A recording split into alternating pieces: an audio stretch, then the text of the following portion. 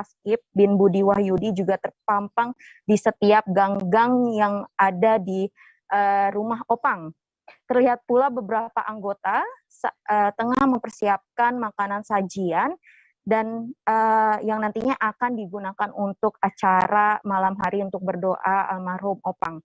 Dan juga terlihat bahwa Indri yang merupakan ibu dari Naufal ketika ditemui warta kotalive.com belum bisa banyak bicara. Ia masih sangat syok dan terkejut dan sangat tak menyangka bahwa anak bungsu laki-lakinya pergi begitu cepat.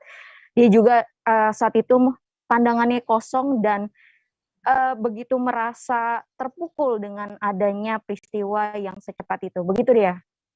Baik, terima kasih rekan Yolanda, dan berikut Tribuners, rekan kami juga sudah melakukan wawancara bersama Mariam, merupakan adik dari nenek Naufal. Selengkapnya kami tampilkan. Dengar dari warga kalau ada kecelakaan di KM 28. Awalnya sih kita nggak sampai ke situ ya Mbak. Tapi karena kepanikan warga, kita ikut ke sana, kita cari, nggak ada. Katanya udah pulang, memang nggak ada. Sampai 1 jam kita cari, nggak ada. Kita sempet cek ke nggak ada juga. Kan kakaknya juga sempat lihat ada jenazah, ada jenazah, 1 jenazah katanya dari RRI Ananda, tapi dilihat bukan, karena memang nggak ke ini Mbak, bukannya kebetulan kita pulang lagi, kita ke RSB Bekasi bulan-bulan saya lihat kecelakaan maut melibatkan minibus dan dump truck terjadi di Jalan Raya Desa Tiram, Kecamatan Tukak Sadai, Kabupaten Bangka Selatan. Sebuah mobil Suzuki Grand Vitara bernomor polisi BN 1685 QV menyeruduk dump truck bernomor polisi BN 4220 LJ hingga memakan 1 korban jiwa.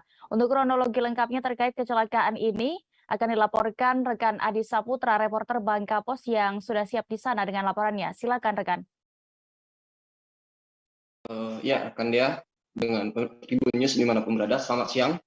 Pada hari Kamis 1 September tahun 2022 sekitar pukul 5.30 WIB, yang mana tabrakan maut terjadi antara 2 kendaraan jenis mobil jenis Suzuki Grand Vitara BN 1685 Q dengan mobil dump truck Dina BN 4220 PJ yang mengakibatkan 1 korban penumpang meninggal dunia.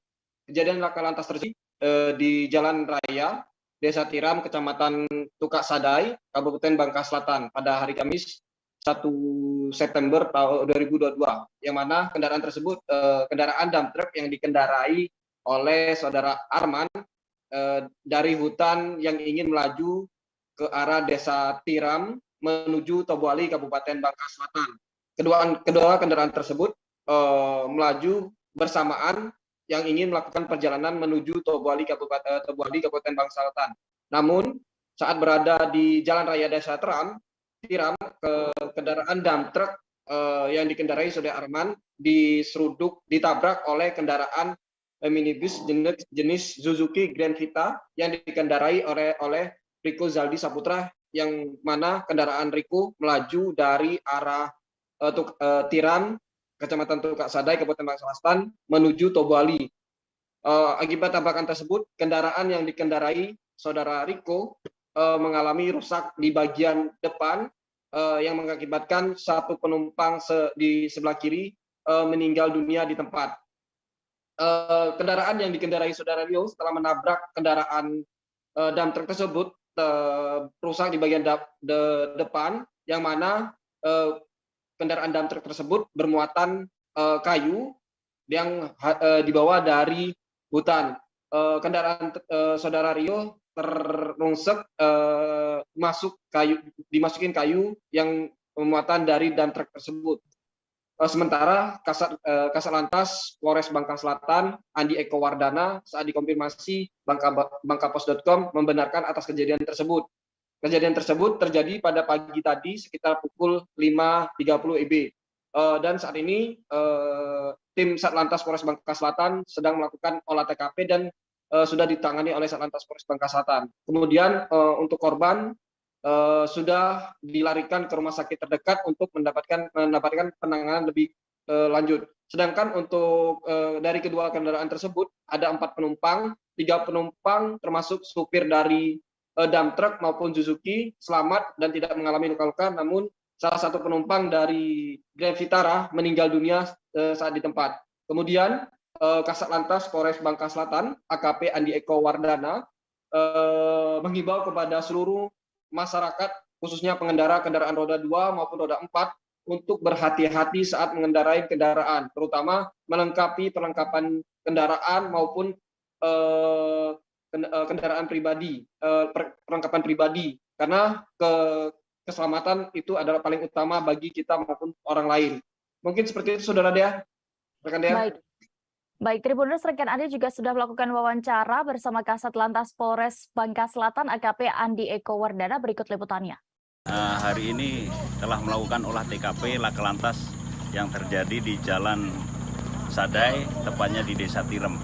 Jadi untuk hari ini sudah dilakukan evakuasi antara mobil Grand Max minibus dengan truk yang bermuatan kayu. Kepada masyarakat saya himbau, khususnya R4 ataupun R6 yang membawa muatan agar lebih berhati-hati dan lebih tahu dengan kondisi ataupun situasi bawaannya, sehingga untuk resiko kecelakaan ataupun merugikan pengendaraan lain itu nihil. Dari kami sekian. Kita beralih ke Provinsi Aceh, Tribuners. Sejumlah kampung atau desa di pusat kota Tapak Tuan, Kabupaten Aceh Selatan terendam banjir dan juga diterjang tanah longsor. Bencana ini melanda seusai hujan deras yang mengguyur wilayah tersebut dalam 2 hari terakhir. Bagaimana kondisi terkini di sana akan dilaporkan oleh rekan Taufik Zas, reporter Serambi News yang kini sudah bergabung di sana. Silakan, rekan. Baik, terima kasih rekan Dea. Dapat kami laporkan bahwa hujan lebat disertai angin kencang yang melanda Kabupaten Aceh Selatan dan sekitarnya Kamis kemarin telah menyebabkan terjadinya banjir dan tanah longsor di beberapa kecamatan dalam kabupaten tersebut. Sesuai data yang diterima dari Pusdalop Badan Penanggulangan Bencana Kabupaten Aceh Selatan, ada 4 kecamatan dalam kabupaten setempat yang tergenang banjir, yakni Kecamatan Tapak Tuan, Samadua, Pasir Raja, dan Klut Tengah. Di Kecamatan Tapak Tuan, selain banjir, 1 unit rumah warga di Gampung Hilir dilaporkan tertimbun longsor, sementara di Gampung Gunung Krambil, pohon tumbang menutupi badan jalan nasional Blangpidis Busalam. Sedangkan di Gampung Luk Bengkuang Timur, Gampung Luk Ketapang, Air Berudang, Gampung Tepi Air, dan Gampung Pasar, banjir menggenangi puluhan rumah warga, rumah penduduk sekitar. Demikian juga di Kecamatan Pasir Raja, sedikitnya 5 gampung tergenang banjir dengan ketinggian bervariasi. Banjir di Kecamatan Pasir Raja, yakni di Desa Kungkale, kemudian Desa Payate, Panton Bili, Ladang Tuha, Panti Raja, dan Panti Raja. Sedangkan di Kecamatan Klut Tengah, banjir terjadi di Gampung Mersak, Gampung Pulau Air, kemudian Gampung Padang, selanjutnya Gampung Sawah. Selain di 2 kecamatan tersebut, banjir juga terjadi di Kecamatan Samadua, yakni di Gampung Bate Tunggai, 1 unit rumah amblas tergerus air sungai. Selanjutnya di Gampung Lubuk Layu, longsor menutupi badan jalan lintas kampung tersebut. Demikian rekan Dea. Baik, terima kasih rekan Taufik Zas melaporkan dari Kabupaten Aceh Selatan. Selamat bertugas kembali. Kita beralih ke informasi selanjutnya. 9 pelajar dari beberapa SMA dan SMK di Kota Bitung, Provinsi Sulawesi Utara diamankan Satpol PP Kota Bitung. Mereka terpaksa diamankan karena berada di sebuah tempat makan saat masih waktu jam pelajaran. Saat ini kami sudah terhubung dengan rekan Christian Wayungkere, reporter dari Tribun Manado yang akan melaporkan terkait hal ini. Silakan rekan.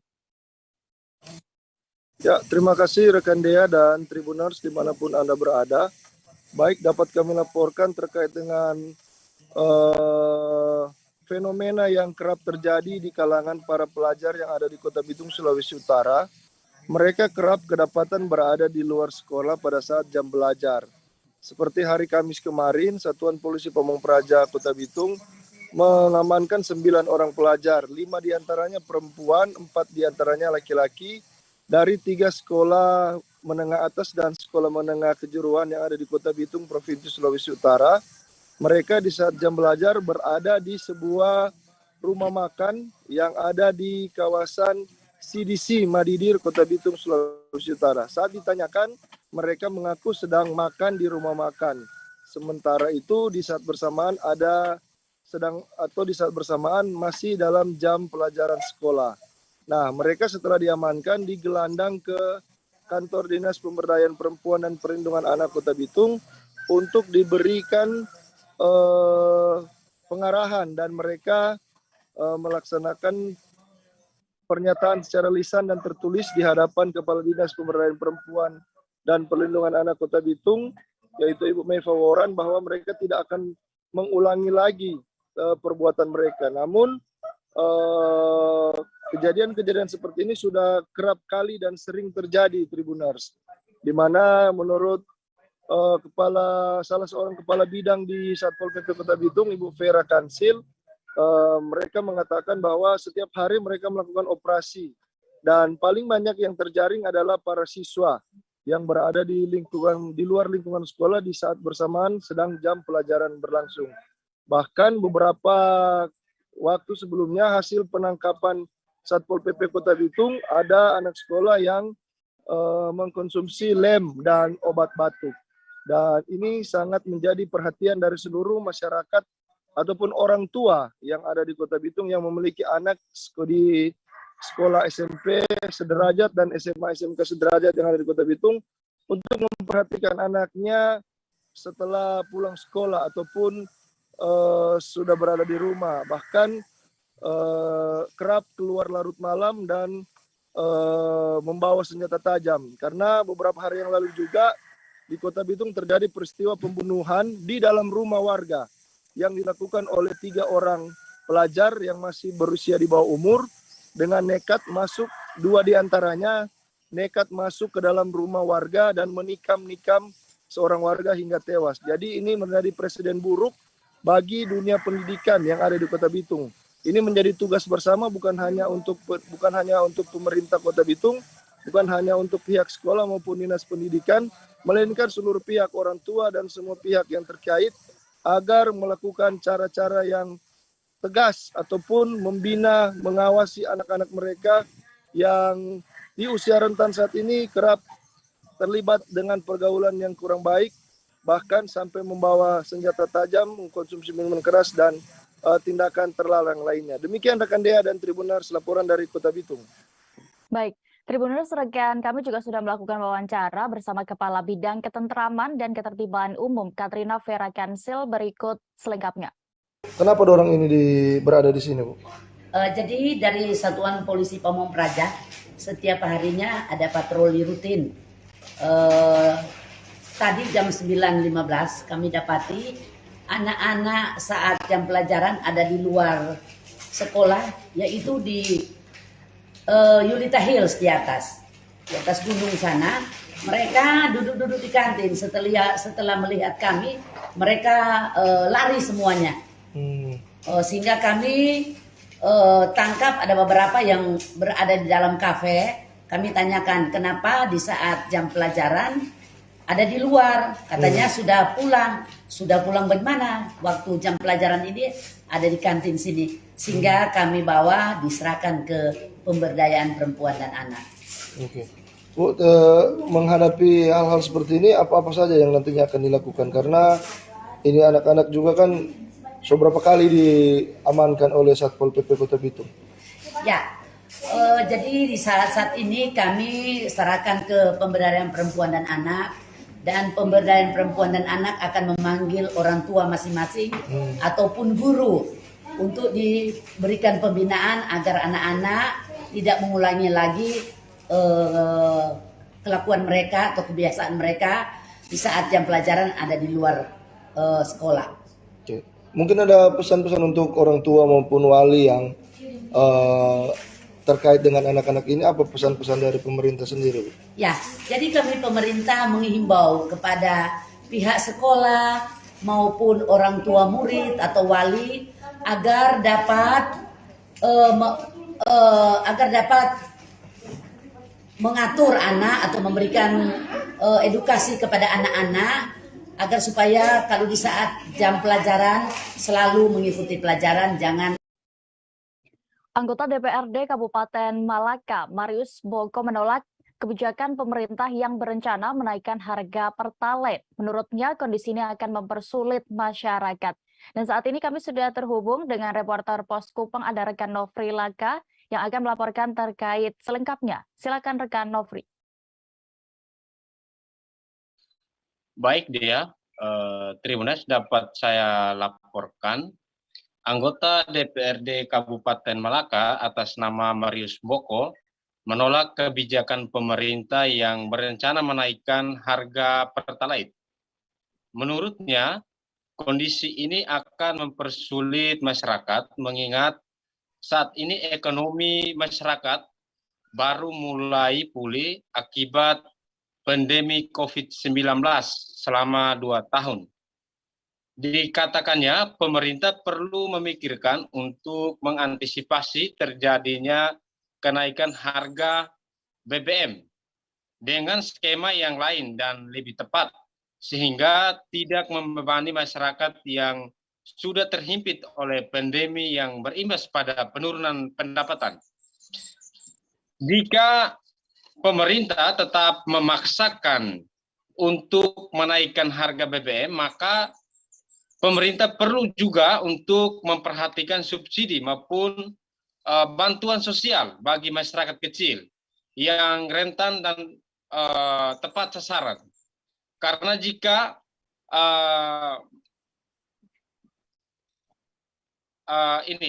masyarakat akan mubazir, ini dia. Demikian. Baik, terima kasih rekan Nofri Laka. Berikut Tribuners kami tampilkan keterangan lengkap dari anggota DPRD Malaka, Marius Boko, terkait ini selengkapnya.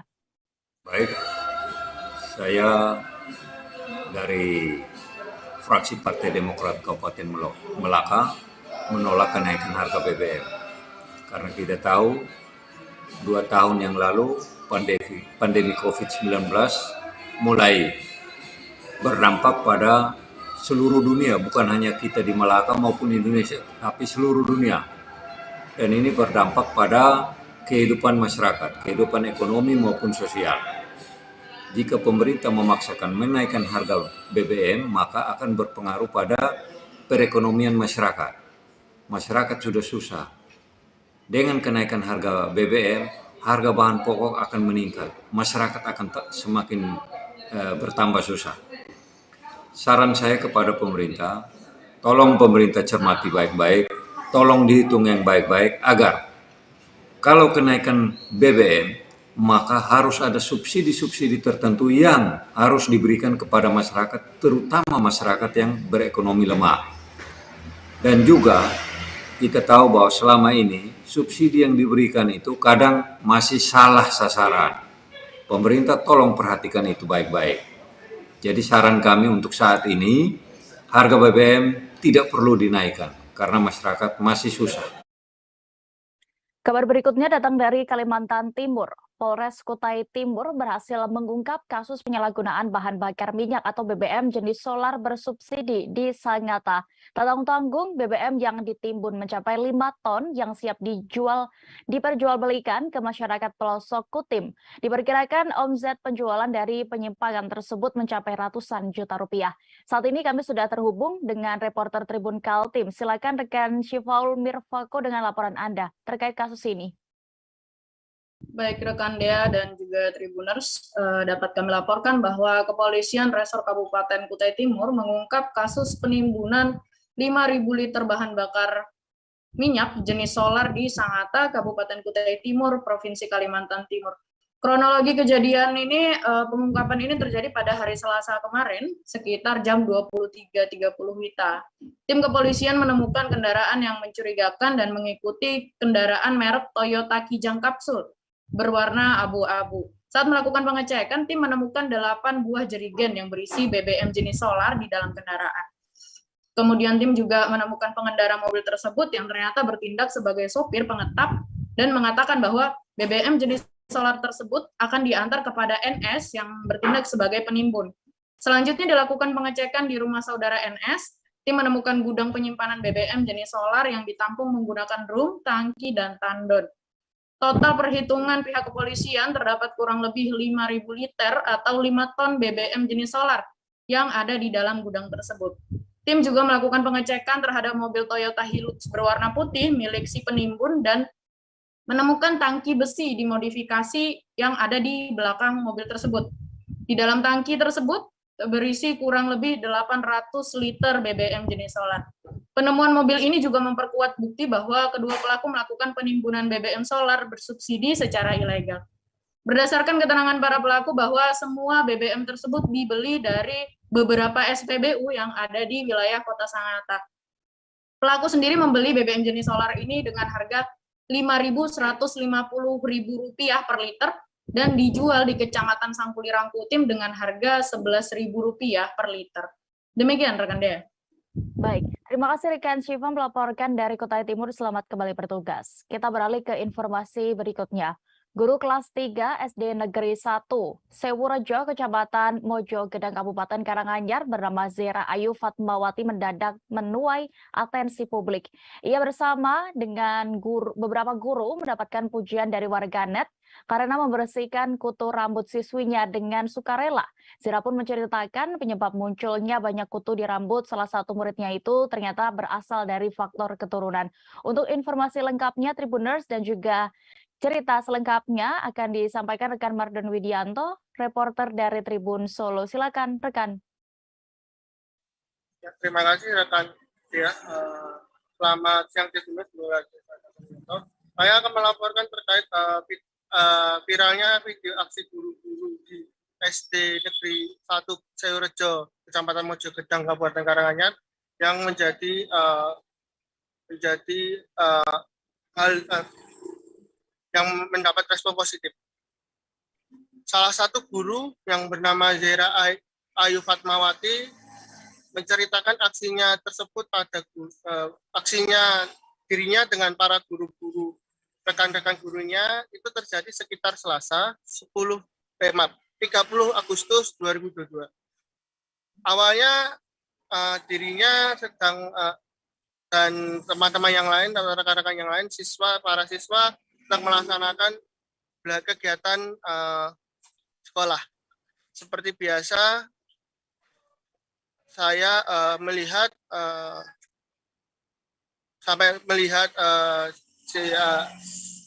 si Zera melihat anak tersebut yang bernama inisial T garuk-garuk kepala. Awalnya dirinya mengira adik T ini garuk-garuk kepala biasa. Namun setelah dicek ternyata bagian bajunya kotor dengan kutu. Lalu setelah dibersihkan kembali ternyata kutu itu tidak hilang, namun ada berjatuhan kembali berjatuhan. Akhirnya dengan inisiatifnya membuka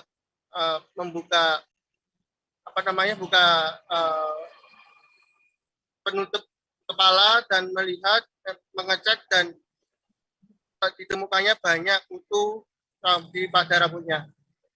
Setelah itu dia memanggil rekan-rekan gurunya untuk segera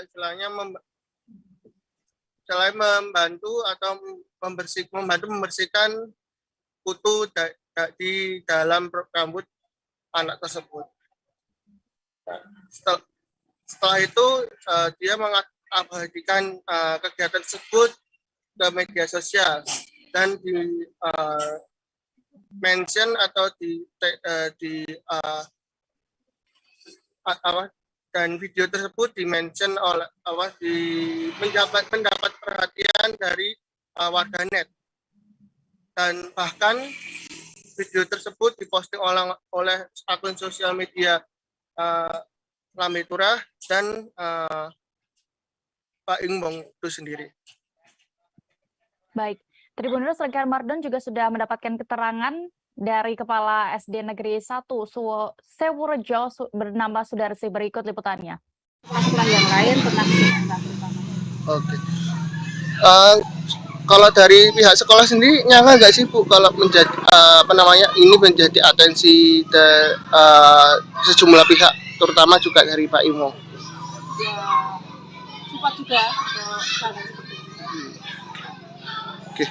Untuk ngapunten Bu, untuk sebenarnya di adik ini sebenarnya nih ngapunten, dia itu memang ada kok bisa mempunyai banyak putu?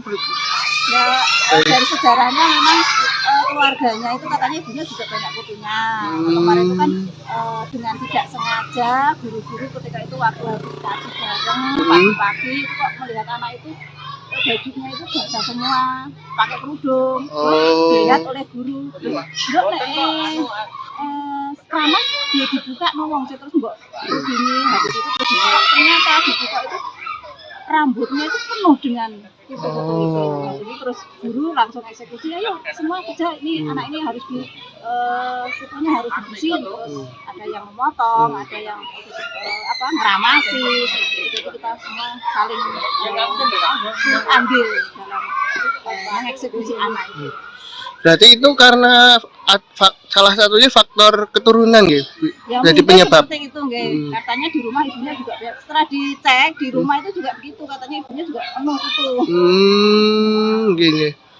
Kalau dari sekolah sendiri memberikan penanganan untuk adik murid ibu sendiri itu pripun? Ya, kemarin sudah ada langkah-langkah yaitu dengan cara anak-anak itu terutama yang banyak putunya itu diberikan jenis. Seorang pencuri ponsel melakukan tindak asusila dengan meneror video call mesum ke sejumlah nomor kontak yang ada pada barang curiannya, termasuk pemilik ponsel. Pelaku merupakan seorang pria, disebutkan mau mengembalikan handphone tersebut kepada sang pemilik, namun harus memenuhi syarat tadi. Kini pelaku berhasil dibekuk Satuan Reserse Kriminal Polres Sika. Dan untuk informasi lebih detailnya, Tribuners sudah bergabung di sana rekan Nofri Fuka, reporter dari Tribun Flores yang akan melaporkan. Silakan rekan. Baik, selamat siang rekan Dea dan sahabat Tribuners. Dapat kami laporkan dari Maumere. Hari Kamis tanggal 1 September kemarin, pihak Satuan Reskrim Polres Sika mengamankan satu orang pria yang diduga melakukan pencurian handphone milik salah seorang mahasiswa di salah satu perguruan tinggi di Maumere. Adapun pria tersebut diketahui juga merupakan seorang residivis, dan usai diamankan pelaku tersebut dibawa ke Polres Sika dan ditahan di sana. Adapun AKP Nyoman Gede, Kasat Reskrim Polres Sika, ketika dihubungi, ia juga membenarkan terkait dengan penangkapan dari pria tersebut, dan kronologi kejadiannya bahwa pria tersebut mengambil handphone milik salah seorang mahasiswa tersebut berada di kos milik korban. Diketahui pria itu yang diduga berinisial YG, berasal dari Werotan, Kelurahan Nangameting, Kecamatan Arok Timur, Kabupaten Sika, mencongkel kamar kos milik korban lalu mengambil handphone milik korban sendiri. Dan setelah itu masalah muncul dikarenakan pelaku tersebut enggan untuk memberikan kembali atau mengembalikan barang curiannya kepada korban. Dan adapun persyaratan yang diminta oleh pelaku adalah pelaku akan memberikan handphone tersebut kecuali korban bisa melayani atau melakukan tindakan video call mesum bersama dengan pelaku tersebut. Dan atas kejadian ini mahasiswa atau korban tersebut melapor ke pihak Polres Sika.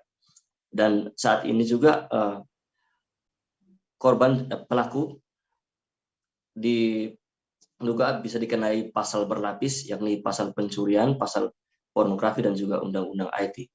Dan terkait dengan kejadian tersebut, pihak Polres Sika dalam hal ini Kapolres Resika sendiri, AKBP Nelson Filipe Das Quintas, menjelaskan bahwa pihaknya sementara melakukan proses pendalaman terkait kasus itu. Demikian informasi yang dapat kami sampaikan. Baik, terima kasih rekan Nofri Fuka untuk laporan Anda. Selamat bertugas kembali.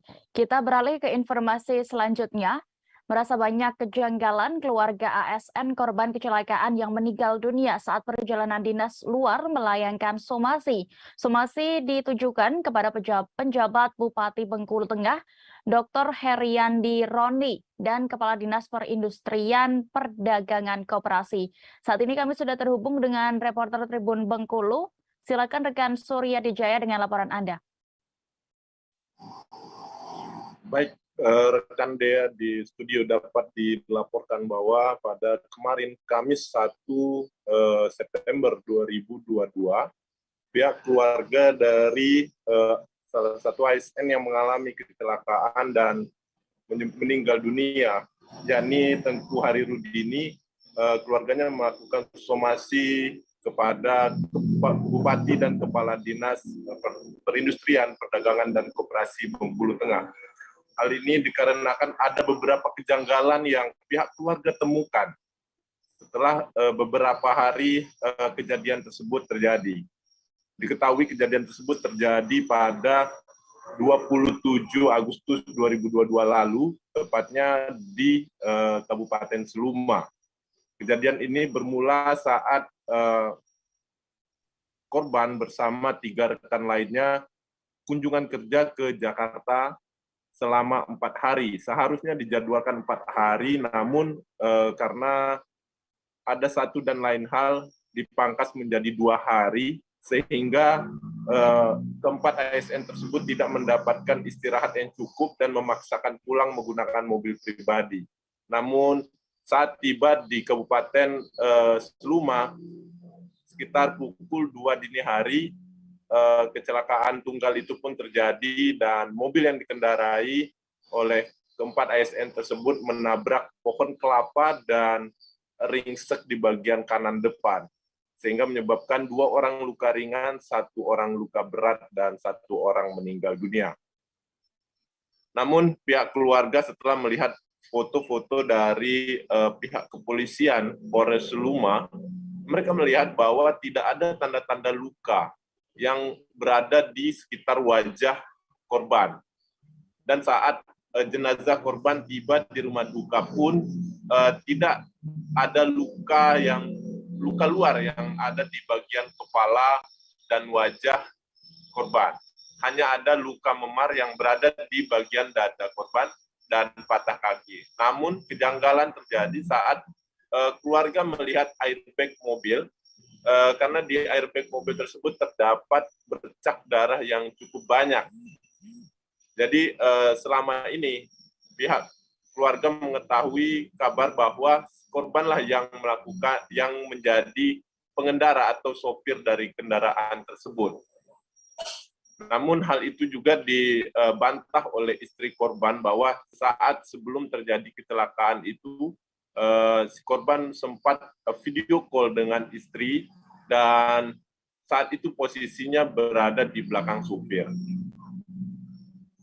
Kemudian pihak keluarga pun menyesalkan 3 rekan lainnya yang mengalami luka ringan dan 1 luka berat tidak datang ke rumah duka hingga saat ini untuk memberikan klarifikasi dan menjelaskan apa yang sebenarnya terjadi. Serta barang-barang korban yang saat itu ada di dalam mobil hingga saat ini tidak diberikan kepada pihak keluarga, baik itu barang-barang pribadi dan surat-surat lainnya. Ini menjadi kecurigaan pihak keluarga bahwa rekan-rekan yang lainnya memiliki persekongkolan jahat untuk agar mereka tidak terlibat dengan hal itu, karena jika bukan korban yang menjadi sopir, maka orang tersebut bisa dijerat dengan pasal kelalaian. Sehingga hal inilah yang menyebabkan pihak keluarga melalui pengacaranya mensomasi Bupati Bengkulu Tengah dan Kepala Dinas Perindustrian, Perdagangan, dan Koperasi Bengkulu Tengah, serta ditembuskan ke pihak Polres dan Polda Bengkulu. Sekian rekan Dea yang dapat disampaikan. Baik, terima kasih rekan Suryadi Jaya untuk informasi Anda. Selamat bertugas kembali. Kita beralih ke kabar berikutnya. PT Pertamina mewajibkan pembelian bahan bakar minyak atau BBM subsidi jenis Pertalite dan solar menggunakan aplikasi My Pertamina. Sosialisasi penggunaan My Pertamina sendiri sudah mulai dilakukan di sejumlah daerah. Di Bangka Belitung, gerai pendaftaran My Pertamina juga mulai dibuka. Namun sayangnya antusias masyarakat ternyata masih kurang. Dan untuk mengetahui bagaimana sebenarnya situasi di sana, Tribuners, terkait penggunaan My Pertamina ini akan dilaporkan rekan Sela Agustika yang sudah bergabung di sana. Silakan rekan. Baik, terima kasih Dea dan selamat siang Tribuners. Memang saat ini guna penyaluran BBM subsidi tepat sasaran, pemerintah melalui Pertamina mewajibkan masyarakat untuk bagi yang ingin membeli BBM subsidi jenis Pertalite dan solar ini melalui aplikasi My Pertamina. Nah, untuk di wilayah Bangka Belitung sendiri, saat ini penggunaan aplikasi My Pertamina ini masih dalam proses sosialisasi dan juga proses pendaftaran, di mana untuk pendaftaran sendiri, aplikasi My Pertamina ini bisa langsung dilakukan secara online melalui website subsidi tempat My Pertamina atau bisa langsung mendownload aplikasi My Pertamina. Sedangkan untuk secara offline sendiri, Pertamina memberikan pelayanan secara langsung bagi masyarakat yang ingin mendaftar secara offline atau yang tidak mempunyai handphone secara langsung mendaftar di beberapa titik lokasi yang telah ditentukan oleh Pertamina sendiri, yang mana untuk di Bangka Belitung, tepatnya di Kota Pangkal Pinang sendiri ada 2 titik lokasi untuk pendaftaran My Pertamina, aplikasi My Pertamina secara offline ini, yakni di SPBU Ahmad Yani Pangkal Pinang dan di SPBU Pangkal Balam Pangkal Pinang. Nah, Bangka Pos mendatangi kedua SPBU yang ada di 2 titik tersebut, yang mana kemarin sama sekali tidak ada layanan atau tidak ada aktivitas masyarakat untuk melakukan pendaftaran aplikasi yang dilayani oleh pihak Pertamina sendiri, di mana saat dikonfirmasi dengan salah satu petugas yang ada di SPBU tersebut, pihaknya menyebut bahwa untuk pelayanan aplikasi secara offline ini mereka tidak mengetahui sampai kapan atau sudah berakhir. Namun sebelumnya pada beberapa hari yang lalu, tepatnya minggu-minggu yang lalu ini, pelaksanaan pelayanan My Pertamina ini secara langsung dibuka dan ada juga beberapa masyarakat yang mulai mendaftar. Sementara kemarin sama sekali tidak ada aktivitas ataupun pelayanan dari aplikasi pelayanan offline aplikasi My Pertamina ini di 2 titik SPBU tersebut. Nah, saat dikonfirmasi kepada pihak My Pertamina ini masih tetap dilakukan oleh pihak Pertamina sendiri, yang mana pelayanannya dilakukan setiap hari di 2 titik lokasi yang telah dijadikan sampel ini atau booth untuk pendaftaran aplikasi My Pertamina secara offline. Nah, untuk hal ini pihak Pertamina akan menindaklanjuti terkait pendaftaran aplikasi My Pertamina ini di wilayah Kota Pangkal Pinang, di mana saat ini pihaknya memang belum menerapkan untuk penggunaan aplikasi My Pertamina, namun masih dalam tahap sosialisasi. Dan terima kasih. Baik, terima kasih rekan Sela Agustika untuk informasi Anda. Selamat bertugas kembali. Kita menuju kabar berikutnya di Kalimantan Selatan. RSUD Ulin Banjarmasin berhasil melakukan operasi bayar kembar siam tidak lengkap. Kebahagiaan pun terpancar di wajah pasangan Hengki Fernando dan Novita Sari, orang tua dari bayi yang akhirnya diizinkan pulang. Saat ini kami sudah terhubung dengan reporter Banjarmasin Pos, ada rekan Milna Sari di sana. Silakan dengan informasi Anda.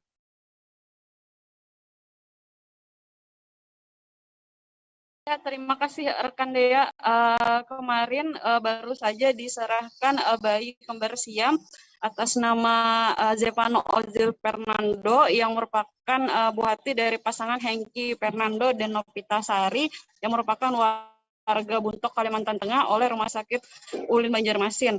Dan bayi kembar siam sendiri yang sering dipanggil bayi Ozil berhasil dipisahkan dari kembar siamnya, yang mana bayi kembar siamnya ini tidak lengkap karena bayi Ozil sendiri, bayi yang kembar siam ini dempet pada bagian dada perut dan kembarannya hanya terbentuk tubuhnya sementara kepalanya belum terbentuk, sehingga bayi kembar siam ini disebut sebagai bayi kembar siam tidak lengkap karena belum semua organnya terbentuk. Dan bayi Ozil sendiri kini sudah berusia 4 bulan, di mana sebelumnya di usianya 16 hari orang tuanya sendiri membawa bayi Ozil untuk dilakukan pemisahan di Rumah Sakit Ulin Banjarmasin.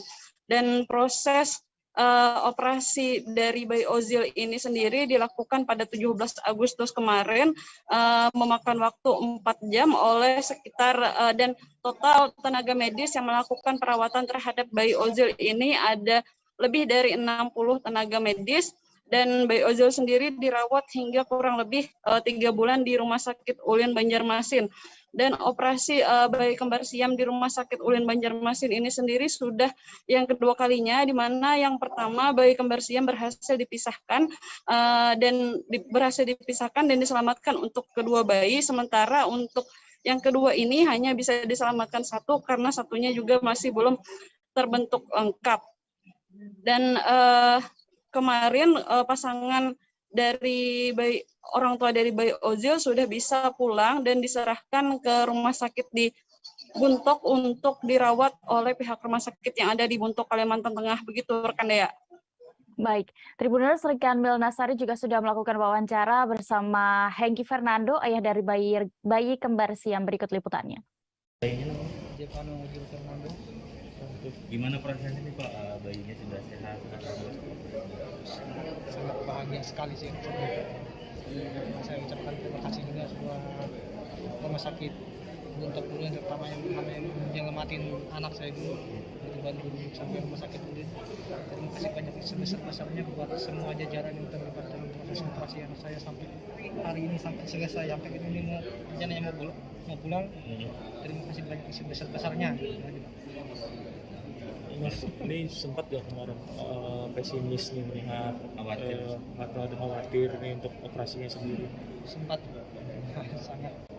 sangat kepikiran nih, pokoknya sangat cemas, pertama kepikiran terus Pak. Yang kita pikirkan itu yang nggak bagus, yang pikirkan yang buruknya itu Pak. Yang negatifnya yang kita pikirkan. Alhamdulillah selamat. Tapi puji Tuhan anaknya sehat, selamat sampai operasi berjalan dengan lancar, melewati masa kritisnya, dia bisa sampai hari ini mau. Seorang pria bertato diamankan pihak kepolisian seusai ngamuk dan membuat onar di perumahan Legenda Wisata Kecamatan Gunung Putri, Kabupaten Bogor, Jawa Barat. Setelah dilakukan penggeledahan, ternyata pria itu kedapatan membawa narkoba. Untuk laporan lengkapnya terkait kejadian ini, Tribuners, akan dilaporkan oleh rekan Reynaldi, reporter dari Tribun Bogor yang sudah bergabung di sana. Silakan rekan Reynaldi. Ya baik Dea, selamat siang rekan Tribuners. Jadi memang pada hari Kamis kemarin itu terjadi penangkapan seorang pria yang berinisial RAJ yang berumur 44 tahun di kawasan perumahan Legenda Wisata tepatnya di klaster zona Columbus Blok B18 di RT 5 RW 3 di Desa Wanaherang, Kecamatan Gunung Putri, Kabupaten Bogor, Jawa Barat.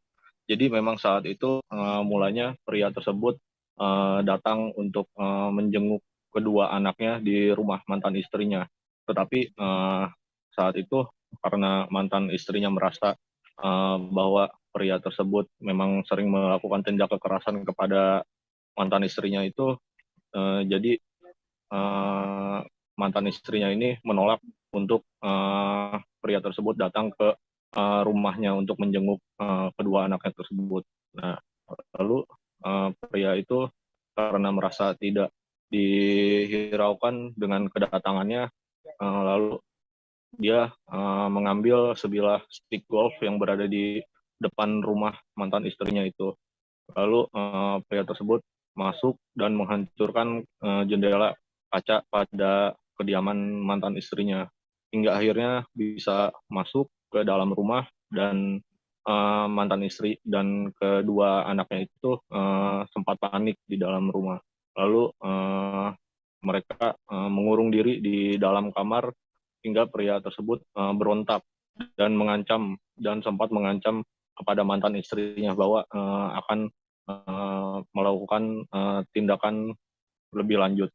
Jadi saat ada ancaman itu, pihak mantan istrinya langsung melaporkan kepada security dari perumahan tersebut dan melaporkannya kembali ke pihak kepolisian Polsek Gunung Putri. Jadi setelah Polsek Gunung Putri dan beserta security dari perumahan tersebut datang ke rumah mantan istrinya ini,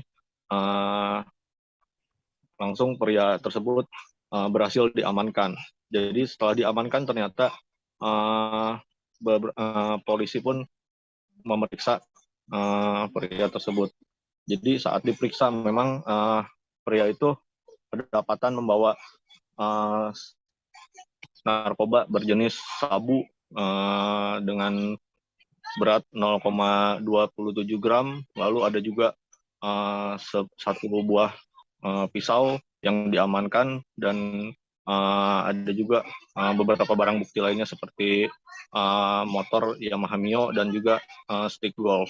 Jadi saat itu ketika diamankan di Mapolsek Gunung Putri, ketika kedapatan membawa narkoba itu, jadi pihak kepolisian dari Polsek Gunung Putri langsung menyerahkannya ke Satuan Reskrim Narkoba di Polres Bogor. Jadi hingga saat ini pria tersebut sedang dilakukan proses lebih lanjut di Polres Bogor. Seperti itu, Dea. Baik, terima kasih rekan Renaldi melaporkan dari Kabupaten Bogor, Jawa Barat. Selamat bertugas kembali. Kita menuju informasi berikutnya. 3 bulan pasca rusak diterjang angin puting beliung, atap dan plafon gedung utama DPRD Musirawas masih dibiarkan begitu saja. Kini rapat sidang paripurna yang harus dilaksanakan pun juga terpaksa menumpang di tempat lain. Saat ini kami sudah terhubung dengan rekan Eko Mustiawan, reporter dari Sriwijaya Post yang akan melaporkan bagaimana kondisi terkini di sana. Silakan rekan.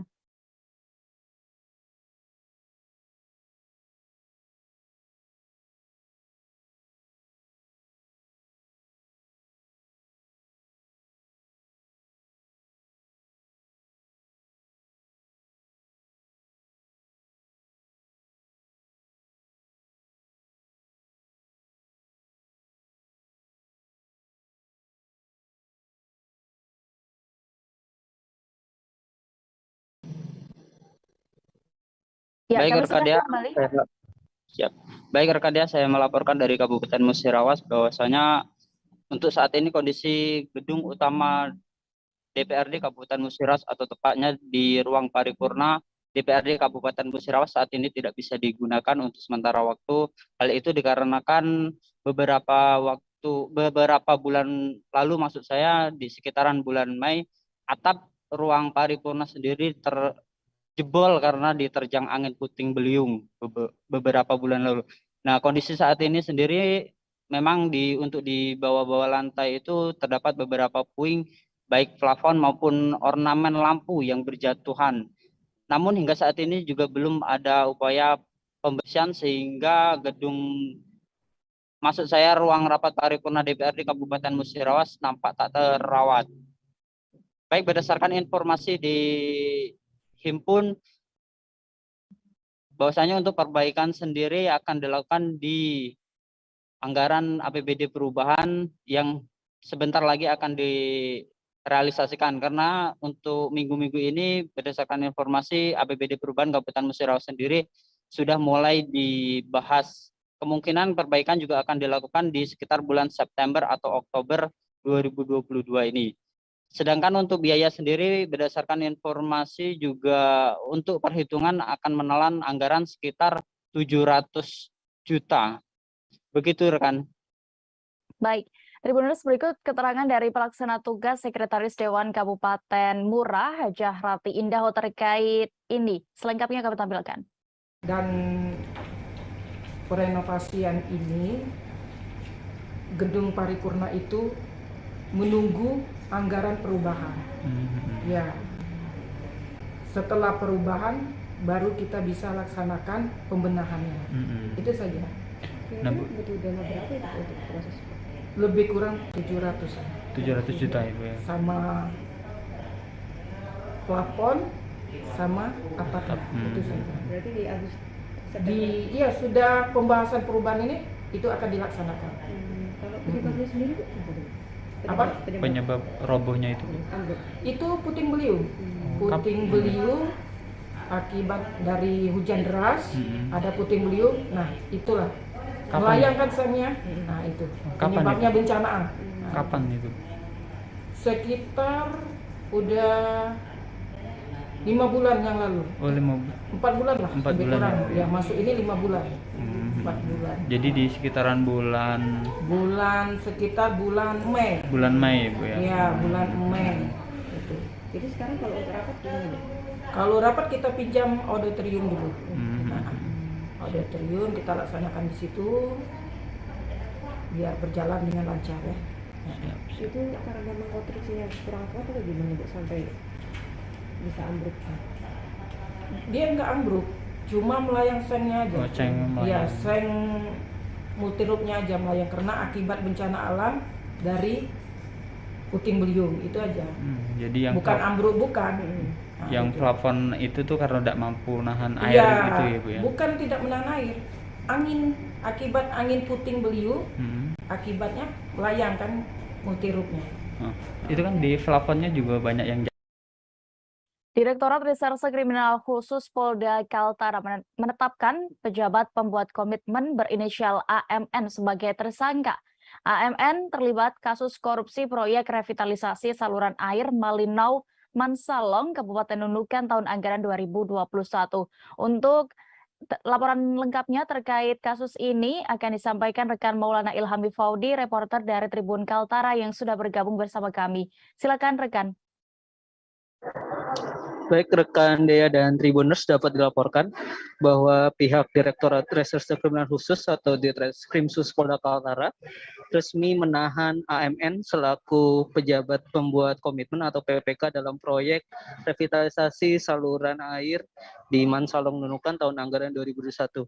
AMN diduga melakukan korupsi senilai Rp 4 miliar dari dana proyek dengan total anggaran 7 miliar rupiah. Proyek tersebut adalah proyek dari bagian penanggulangan ekonomi nasional atau PEN yang dimaksudkan sebagai proyek pemulihan ekonomi nasional di wilayah Nunukan khususnya untuk segmen padat karya.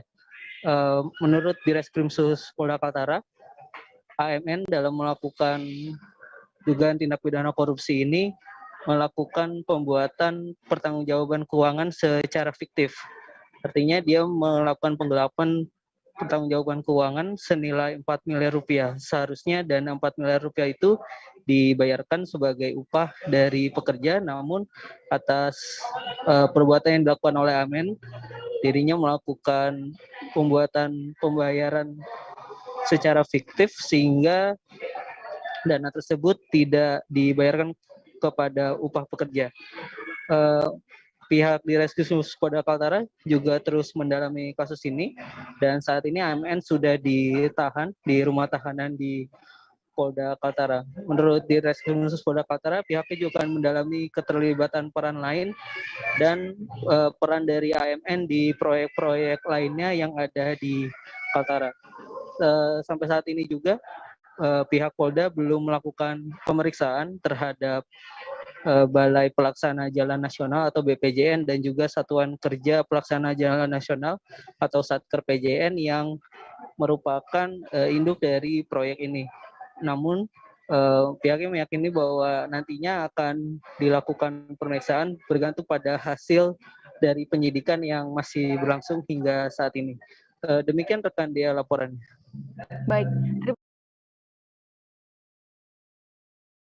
Kombes Pol Hendy F. Kurniawan terkait kasus ini yang sudah didapatkan rekan Faudi. Selengkapnya.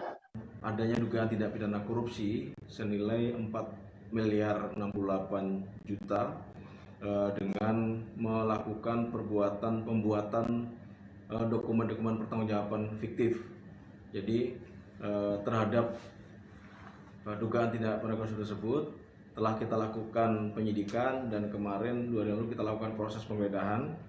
Kita temukan dokumen-dokumen yang diduga dibuat fiktif berikut puluhan stempel yang diduga digunakan untuk membuat dokumen fiktif, dan terhadap tersangka yaitu pejabat pembuat komitmen inisial AMN sudah kita tetapkan tersangka dan per 1 September kemarin kita lakukan penahanan yang bersangkutan untuk 20 hari ke depan. Setelah pandemi COVID-19, Universitas Cendrawasih Papua akhirnya menggelar acara wisuda secara offline atau tatap muka langsung. Total ada 1.848 mahasiswa melaksanakan wisuda di auditorium Universitas Cendrawasih dibagi 2 sesi pada Rabu 30 Agustus kemarin dan Kamis 31 Agustus kemarin.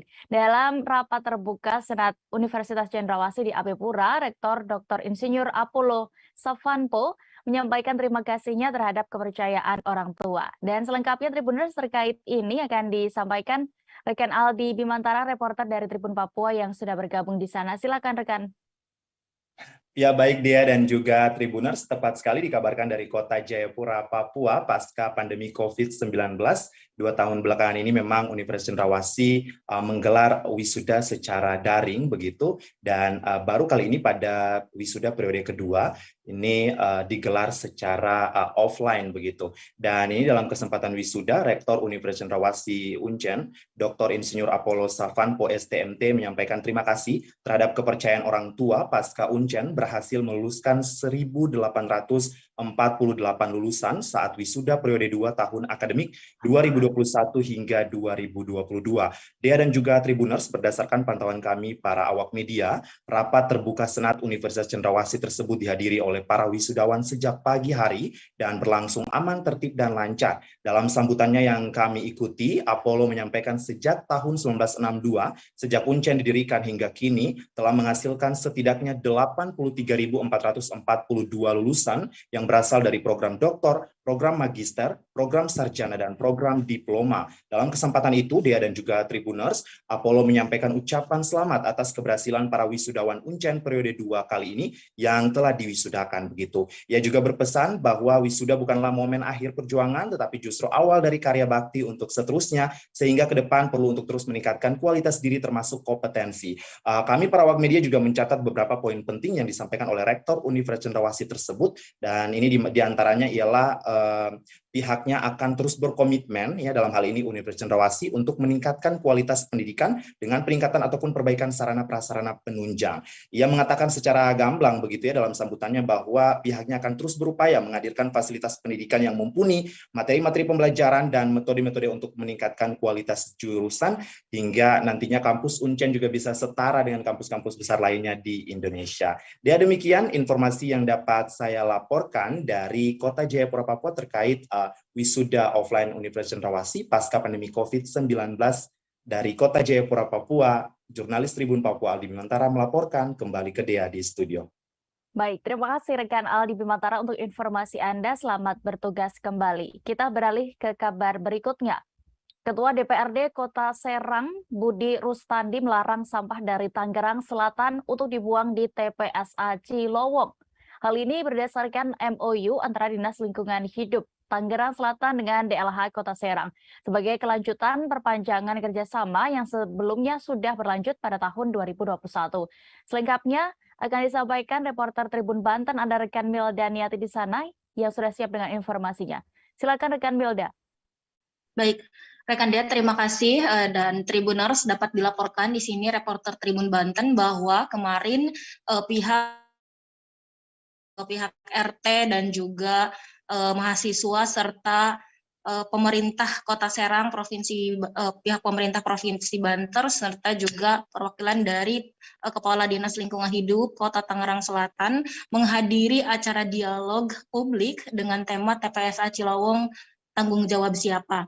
Dalam dialog publik tersebut disimpulkan bahwa masyarakat ingin agar dana kompensasi yang dijanjikan oleh pemerintah Kota Tangerang Selatan itu diturunkan karena untuk membangun fasilitas yang ada di lingkungan Cilawong tersendiri. Di antaranya adalah membangun infrastruktur jalan, kemudian untuk puskesmas, masjid, dan juga sekolah serta fasilitas lainnya. Sementara itu sampai saat ini kompensasi tersebut belum diterima oleh masyarakat, sehingga masyarakat menuntut agar sebelum dana kompensasi tersebut diberikan, maka pihak pemerintah Kota Tangerang Selatan tidak diperkenankan untuk membuang sampah ke TPSA Cilawong. Sementara itu masyarakat juga menuntut agar pihak Kabupaten Serang juga melakukan MOU dengan pemerintah Kota Serang terkait dengan pembuangan sampah ke TPSA Cilawong. Tidak hanya itu, bahkan pihak pemerintah provinsi juga diharuskan untuk berkontribusi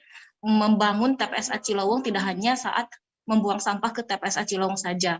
Nah, menanggapi hal tersebut, Ketua DPRD Kota Serang Budi Rustandi ini pihaknya menyetop sementara pengiriman sampah dari Aliansi Masyarakat Cilawong. Berikut liputannya. Stop, tidak mengirim ke Kota Serang.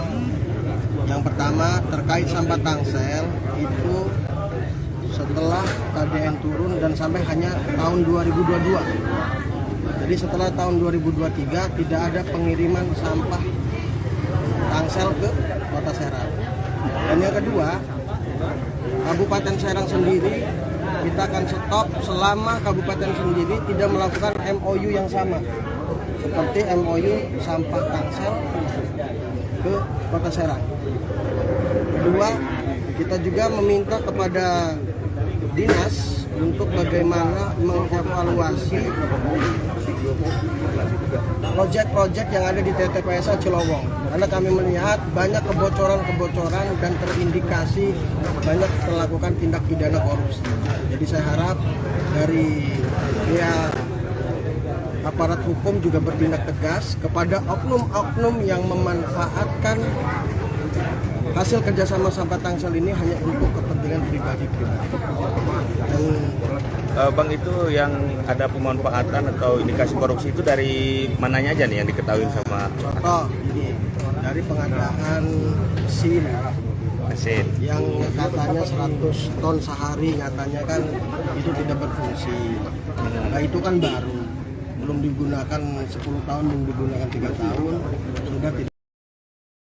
Ketua DPR RI Puan Maharani melakukan kunjungan kerja di Tapanuli Utara. Ia sangat mengapresiasi sambutan hangat masyarakat sekitar dan berharap semangat gotong royong tersebut dapat terus berkembang. Saat ini kami sudah terhubung dengan rekan Maurits, reporter dari Tribun Medan yang akan melaporkan terkait apa saja agenda dari Puan Maharani di sana. Silakan rekan.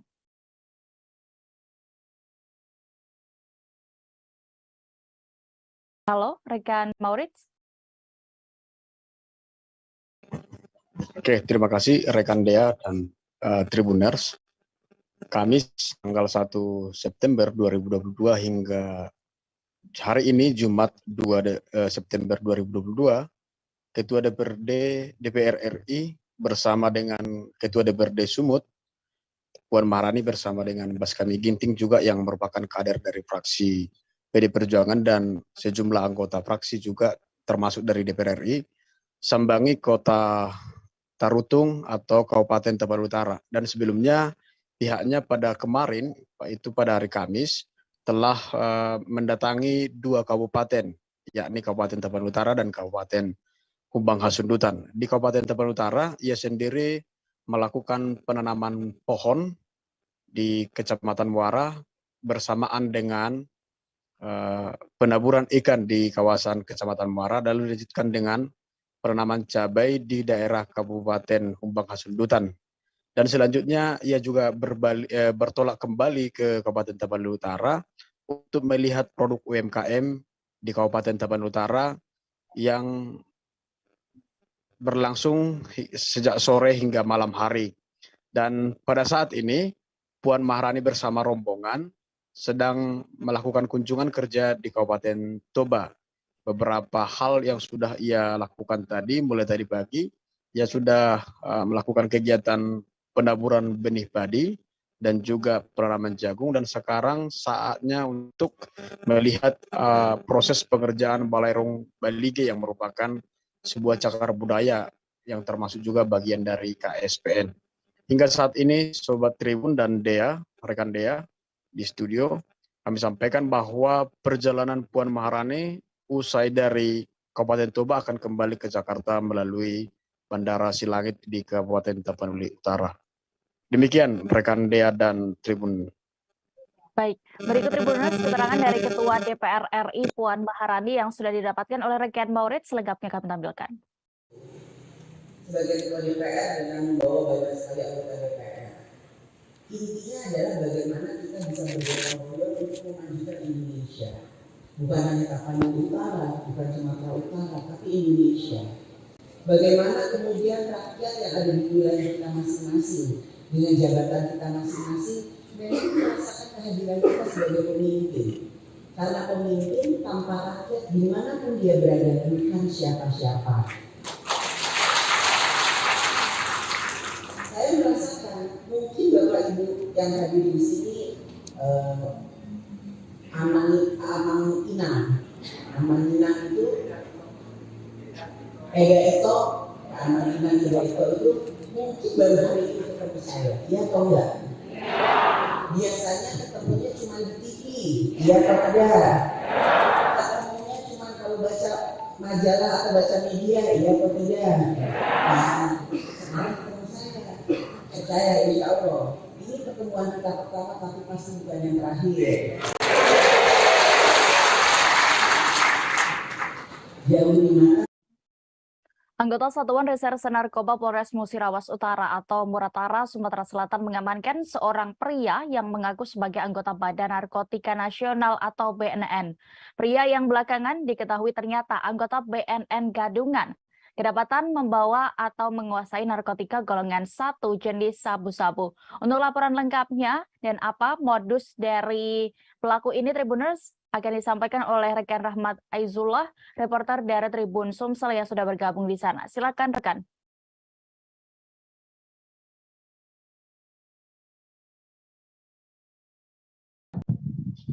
Ya, baik Dea dan juga Tribuners.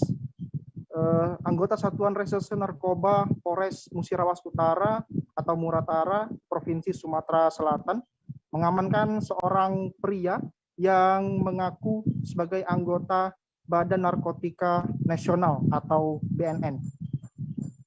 Tersangka ini diamankan di Jalan Lintas Sumatera, kilometer 50, Kelurahan Muara Rupit, Kecamatan Rupit, Kabupaten Musirawas Utara.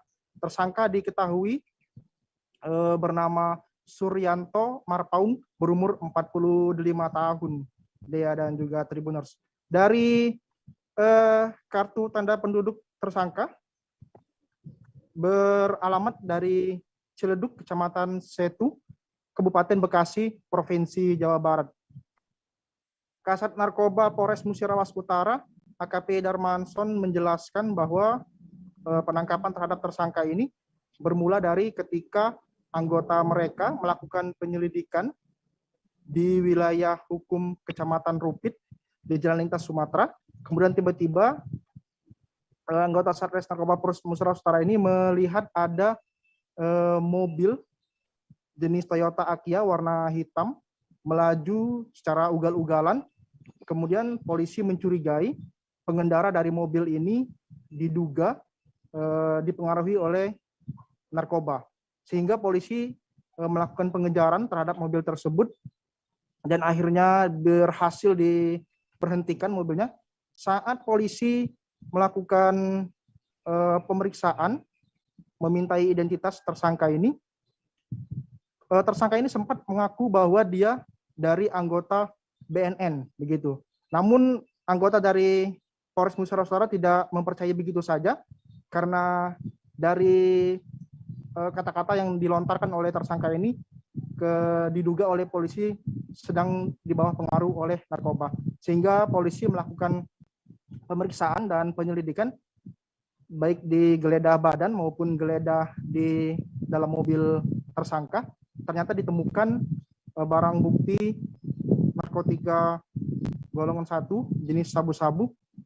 Jumlahnya memang tidak banyak, hanya 0,42 gram. Namun polisi juga menemukan di dalam mobil tersangka, yaitu ada tirek kaca, bong, kemudian bong alat hisap sabu, serta juga ada borgol.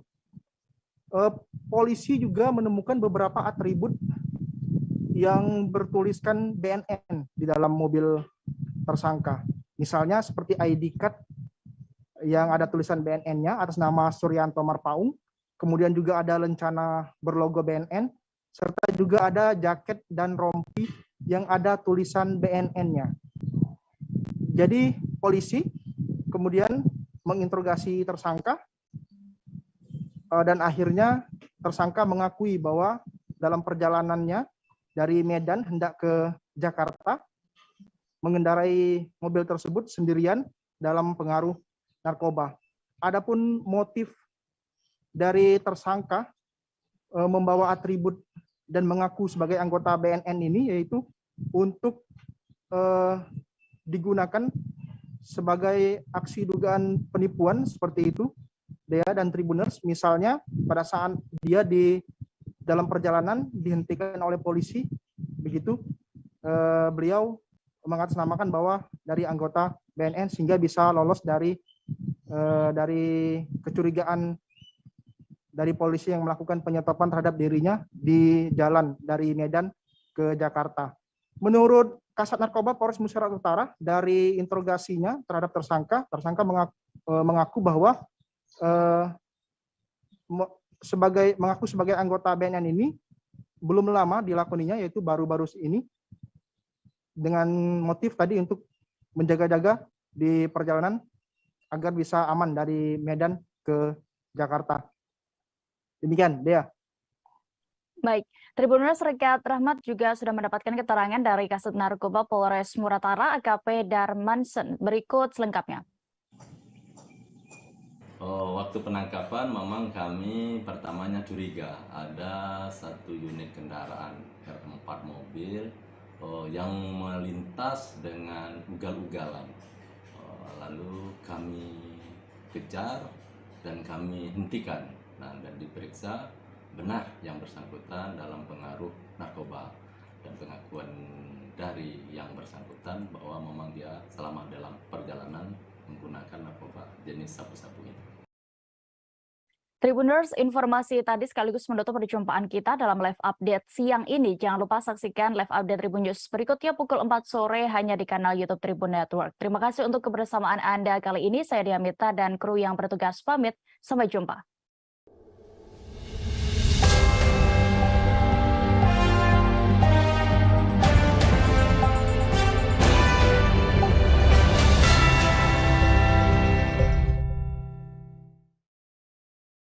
Jangan lupa like, subscribe,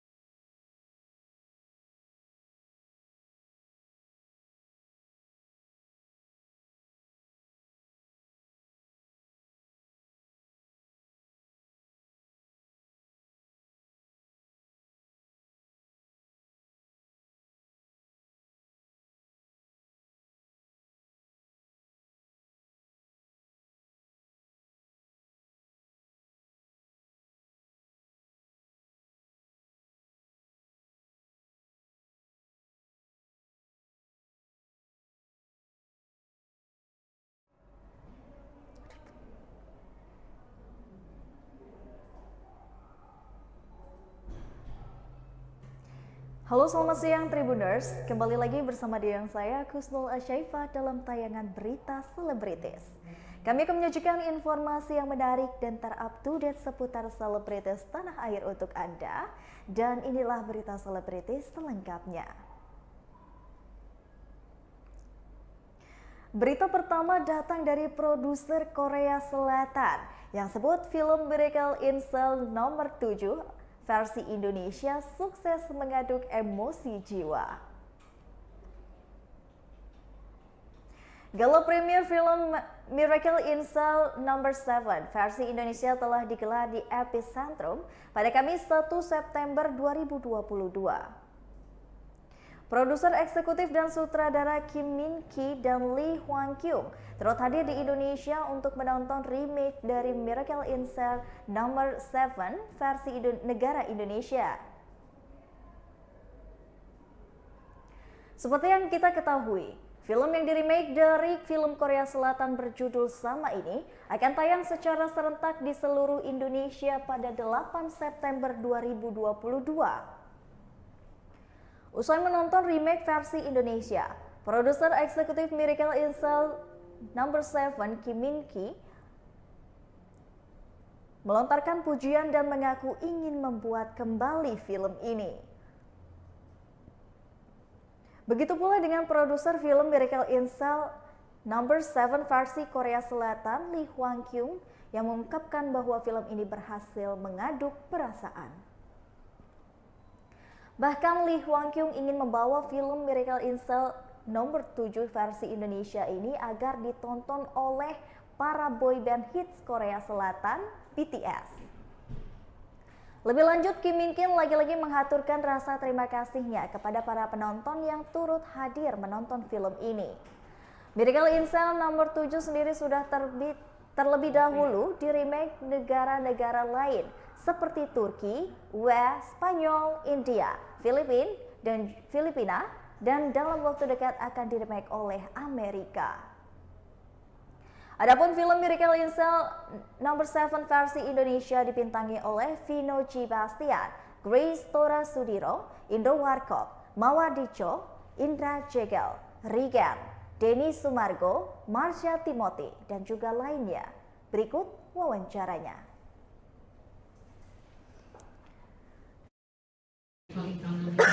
Versi Indonesia, which is ini adalah penayangan ke-7 kalau nggak salah dari seluruh dunia yang memang mengadaptasi film ini gitu. Kalau secara proses yang tadi Mas tanyakan, beliau berdua memberikan kebebasan kepada kita untuk mengadaptasi lisensi ini menggunakan budaya dari Indonesia seperti yang tadi sudah Bapak nonton hari ini. Kurang lebih gitu Mas. Siap, terima kasih Bu Fredrika. Selanjutnya teman-teman media. Oh ya, silakan Mas Arif, mungkin mau menambahkan, silakan Mas Arif Studio sebagai penulis skenario. Iya. Terus, oke. Ya, saya merasakan apa yang dibilang Bu Fredrika bahwa kita dikasih kebebasan dan disesuaikan dengan kultur dan budaya Indonesia. Jadi terima kasih untuk Mr. Kim sama Mr. Lee untuk diberikan kebebasan itu sehingga kami ya dalam prosesnya merasakan excitement ketika melakukan adaptasi terhadap film ini sih. Dan pada akhirnya script finalnya juga diperiksa sama mereka, ada proses pengecekan untuk approval akhir, tapi hanya untuk melihat konteksnya sudah tidak terlalu jauh dari film aslinya, kira-kira gitu. Oke, siap Pak Salim Studio, terima kasih. Selanjutnya teman-teman media ada di sebelah. Oke, silakan boleh berdiri dulu nanti ya Pak di sini. Nama, media dari mana, dan pertanyaannya. Halo, selamat sore, saya Ais dari FIFA. Mau tanya ke Mr. Lee, saudara dan juga eksekutif produser Mr. Kim, gimana tadi melihat penayangannya versi Indonesianya dan komentarnya dong mengenai acting dari seluruh pemain. Dan yang terakhir mengenai sentuhan-sentuhan Indonesianya yang ada di sini itu seperti apa sih menanggapnya, kita ada sholawat juga atau apa gitu, apa sentuhan-sentuhan Indonesia. Dan terakhir buat Ibu Fredrika, kok nggak ada lagu balon udara ya Bu, itu di sebenarnya gimana ya Bu ya? Terima kasih. Thank you, Mr.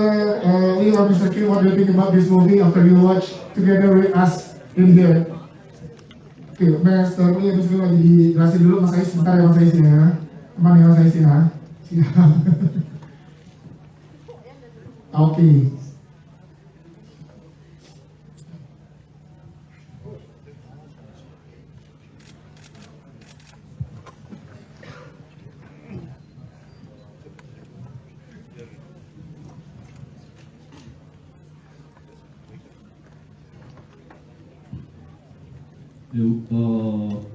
우선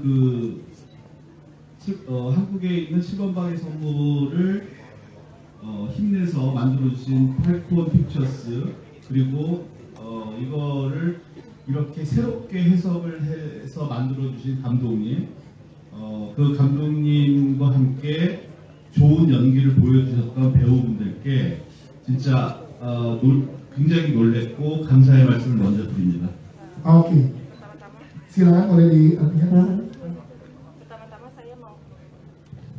Pertama-tama saya mau mengucapkan terima kasih kepada Rumah Produksi Falcon Pictures, kepada sutradara Hanung Bramantio, dan kepada para pemain yang telah membuat film ini dengan sangat baik.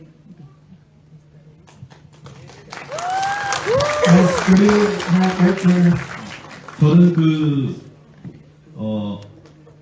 지금 오늘 같은 관객의 반응을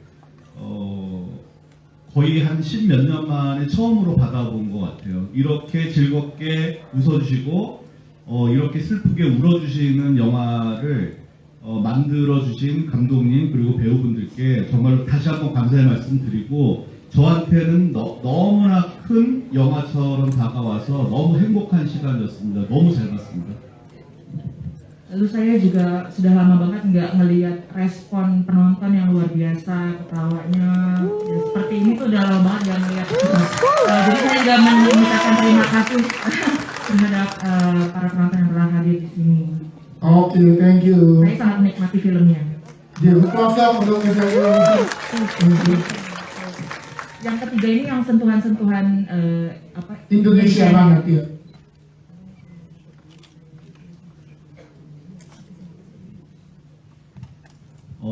영화에 대한 부분들을 새롭게 해석하고 또 새로운 모습으로 보여드리는 거는 그 나라의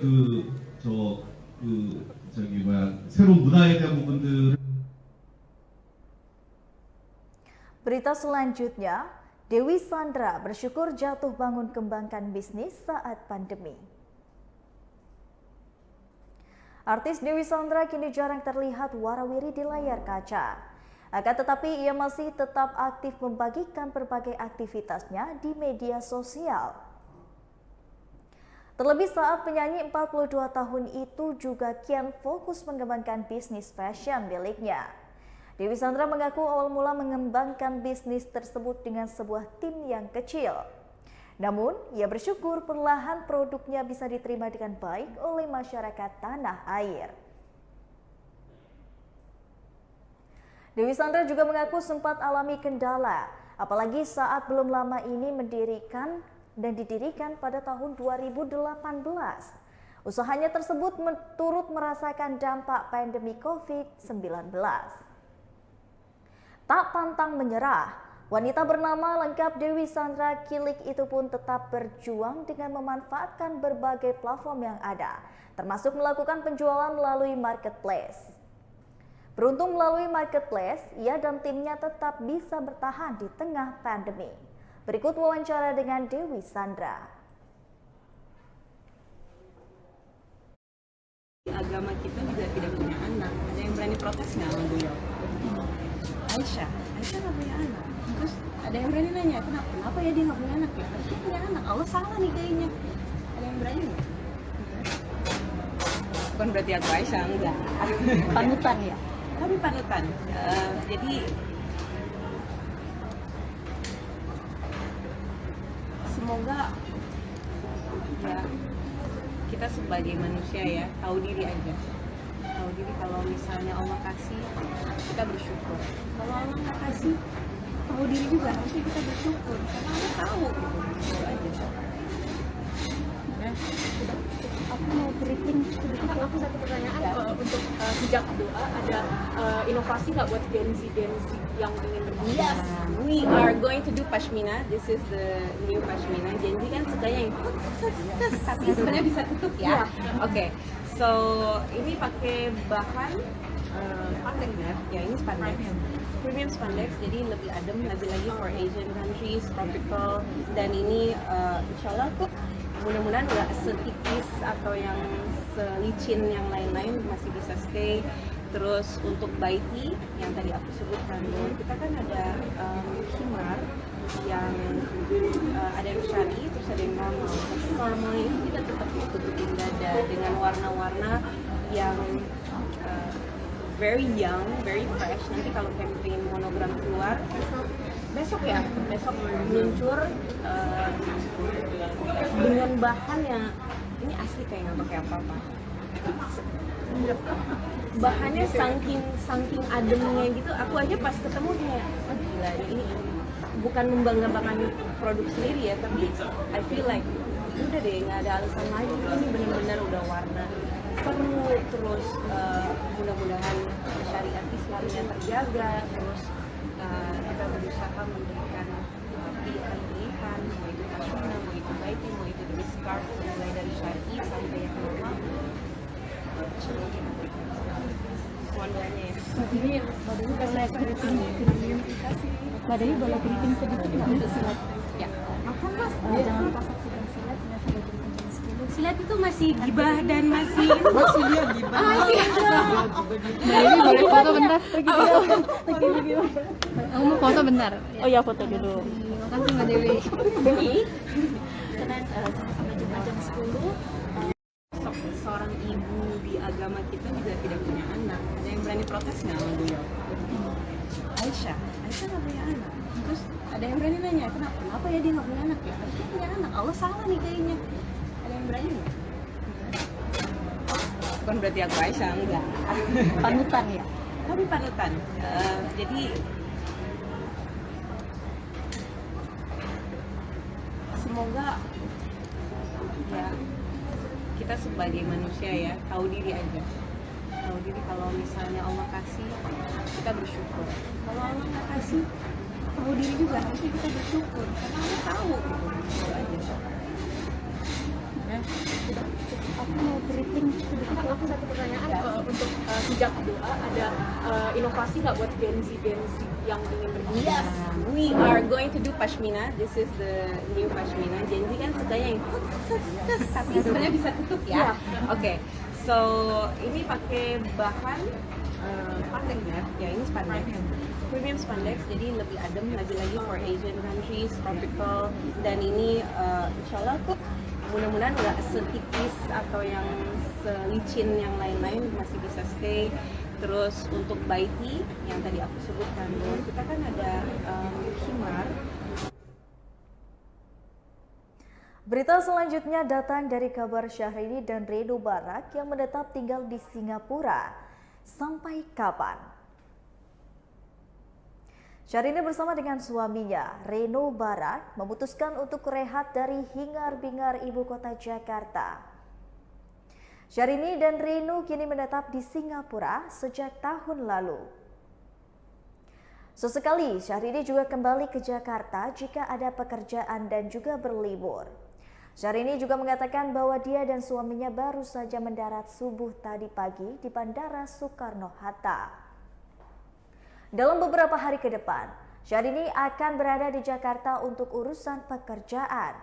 Jika ditanya sampai kapan dan dia, Reno akan berada di negeri singa itu, pelantun gubrak jeng jeng itu mengangkat bahunya. Berikut wawancara dengan Syahrini. Ini kan ada kan vakum dari dunia entertainment, balik lagi atau kemarin sudah pensiun dari dunia entertainment itu seperti apa? Sudah pensiun, sudah ada PNS tapi aku jawab. Kangen nih yang ini-gini. Teh, suami dipakein skincare juga nggak? Saya tuh segala sekarang tuh saya sebagai istri, jadi pasti tentunya saya harus berarti seizin suami. Kalau hanya sekedar iklan sekarang diizinkan, tapi kalau kembali lagi ke dunia ini belum ada sementara ini, karena mengingat juga saya baru nikahnya kan 3 tahun, jadi biarkan saya menjalani pendidikan dulu. Saya bukan ingin vakum, bukan ingin seperti tadi saya bilang. Tetap saya selalu menyapa fans, menyapa followers di Instagram, karena hanya memainkan Instagram ya, media sosial itu sih. Tetap bisa bersilaturahmi. Sekarang kan gampang melalui media sosial ya. Depan belum tahu ya. Depannya belum tahu. Kalau boleh meluncurkan apakah waktu atau seperti apa nyanyi? Pertimbangannya belum dapat izin atau waktu yang banyak nyanyi yang kalau nyanyi kan saya misalkan ngambil job di luar kota atau pasti selalu sampai malam. Kalau syuting iklan itu cepat, satu hari itu sampai sore selesai.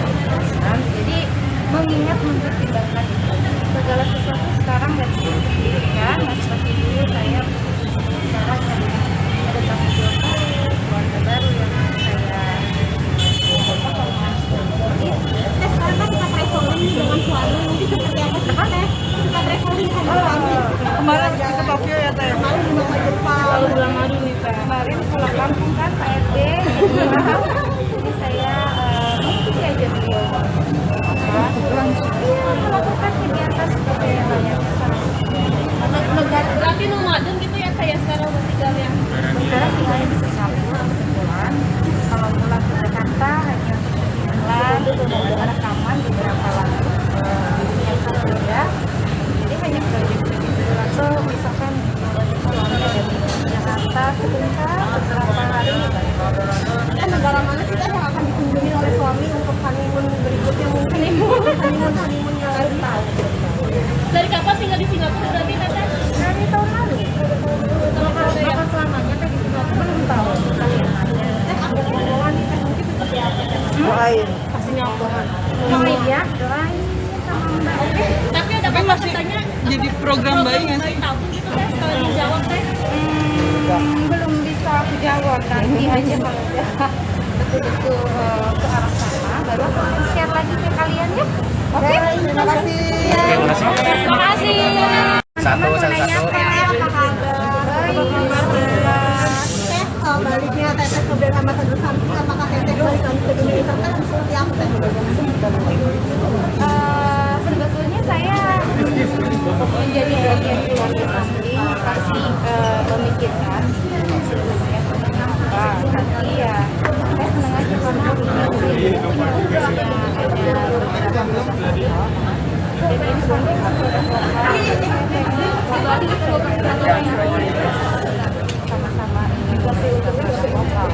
ini kan Teteh kan vakum dari dunia entertainment, balik lagi atau kemarin sudah pensiun dari dunia entertainment atau seperti apa? Sudah pensiun, sudah ada pensiun PNS apakah harus aku jawab? Kangen nih yang gini-gini. Teh, suami dipakein skincare juga nggak? Saya tuh segala sesuatu sekarang kan saya sebagai istri, jadi pasti tentunya saya harus melakukan seizin suami.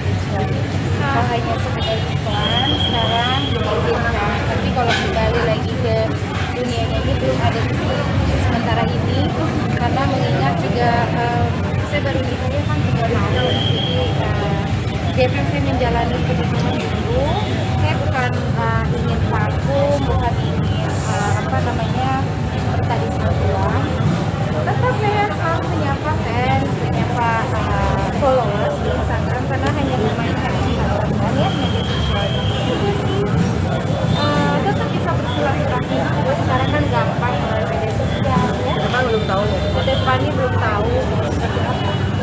Kalau boleh meluncurkan apakah waktu atau seperti apa nyanyi? Pertimbangannya belum dapat izin atau waktu yang banyak nyanyi yang kalau nyanyi kan saya misalkan ngambil job di luar kota atau pasti selalu sampai malam. Kalau syuting iklan itu cepat, satu hari itu sampai sore selesai. Jadi mengingat mempertimbangkan itu segala sesuatu sekarang dan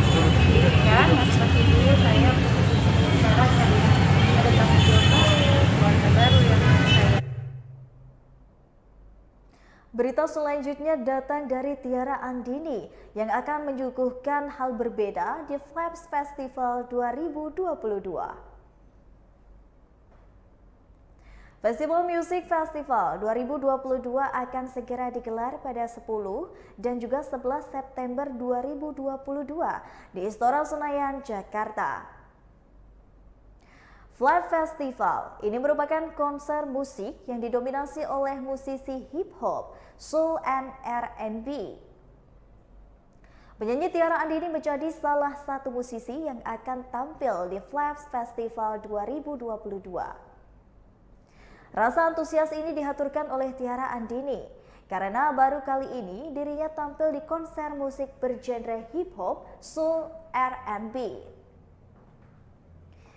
Di samping itu, Tiara Andini mengungkapkan bahwa dirinya akan menampilkan hal yang berbeda pada konser kali ini. Kendati demikian, Tiara Andini masih merahasiakan hal yang berbeda yang akan ditampilkannya dalam konser kali ini. Lebih lanjut, Tiara Andini mengungkapkan bahwa dirinya dan akan menyanyikan beberapa lagu. Berikut wawancara dengan Tiara Andini. Jujur ya, karena memang biasanya kan festivalnya aku nggak kayak gini, dan ini adalah suatu honor dan ini sangat spesial buat aku. Mungkin nanti aku bakal kasih sesuatu yang berbeda dari sebelum-sebelumnya. Jadi memang karena ini memang festival yang berbeda buat aku, jadi aku harus menampilkan sesuatu yang berbeda juga. Jadi kalau kamu sendiri udah sering nggak sih ke festival? Kalau festival ya alhamdulillah ya, lumayan alhamdulillah. Tapi kalau yang hip hop untuk genre ini itu suatu warna yang baru masih buat aku. Kamu bawain hip hop juga nanti apa gimana? Rap gitu. Pinginnya sih, tapi kalau mau jawab sekarang kayaknya kalau jawabannya gak enak ya. Ya, kenapa kamu mau ikut pelakon? Kenapa mau terlibat dengan pelakon? Karena aku pengen ngerasain vibes antusias orang-orang yang berbeda. Apalagi ini acara 2 hari, pasti bakal meriah banget, dan aku di Daiku September tanggal 11. Jadi gak sabar banget untuk merasakan vibes kayak gimana sih sebenarnya di lingkungan hip hop, genre yang berbeda dengan apa yang biasanya aku makan sehari-hari. Aku biasakan pop, dan di sini aku masuk ke dalam lingkungan hip hop, jadi aku senang banget.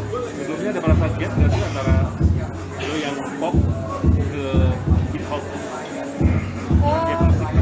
Enggak sih, bener kata itu tadi bilang musik ya, it's all about music. Jadi menurut aku musik itu ya gimana cara kita untuk menyampaikan lagu tersebut, dan menggunakan genre apapun itu bukan sebuah masalah dan gak ada gap sama sekali gitu. Berapa lagu nanti yang sudah dipersiapkan Tiara? Kurang lebih berapa ya?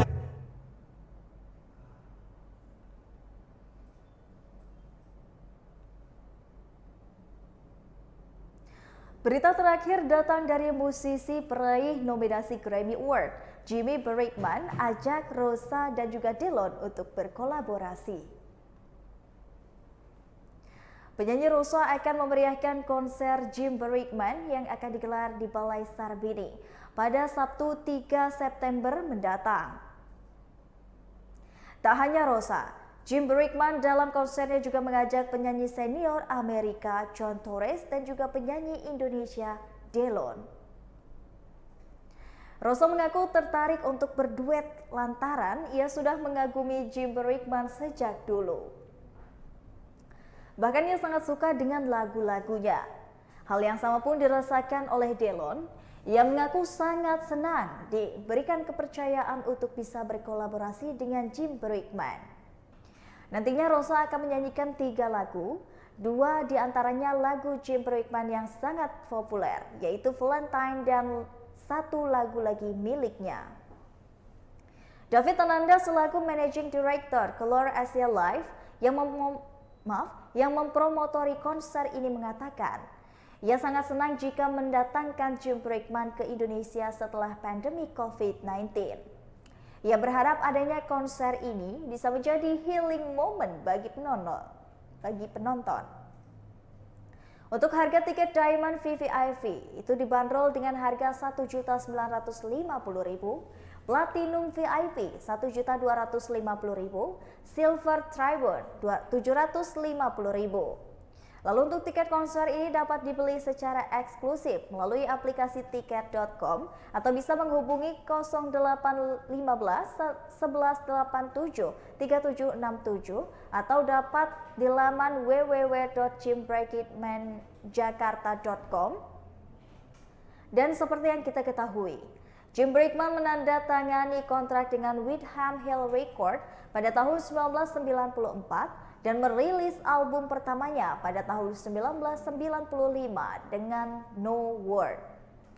Album tersebut menampilkan lagu Rocket to the Moon yang menjadi instrumental solo pertamanya. Hebatnya, Rocket to the Moon sempat duduk di tangga lagu Billboard dan terjual 8 juta kopi di seluruh dunia. Jim Brickman pun tercatat pernah 2 kali menjadi nominasi Grammy Award untuk albumnya yang bertajuk Peace 2003 dalam kategori Best Instrumental dan album Fat 2009 untuk kategori Best New Age Album.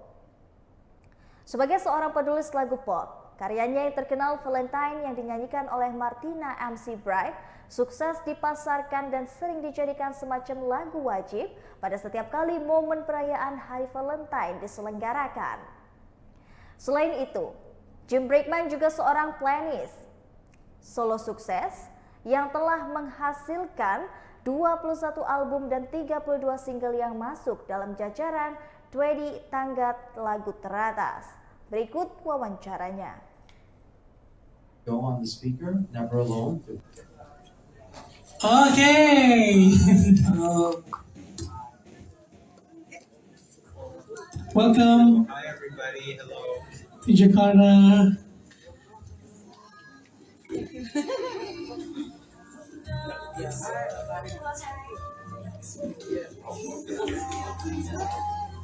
Oh, I'm sorry. And please welcome also John Troll.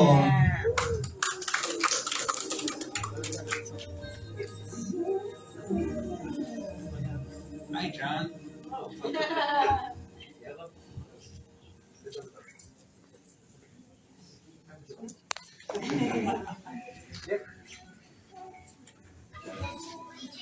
Hello Jim, hello John.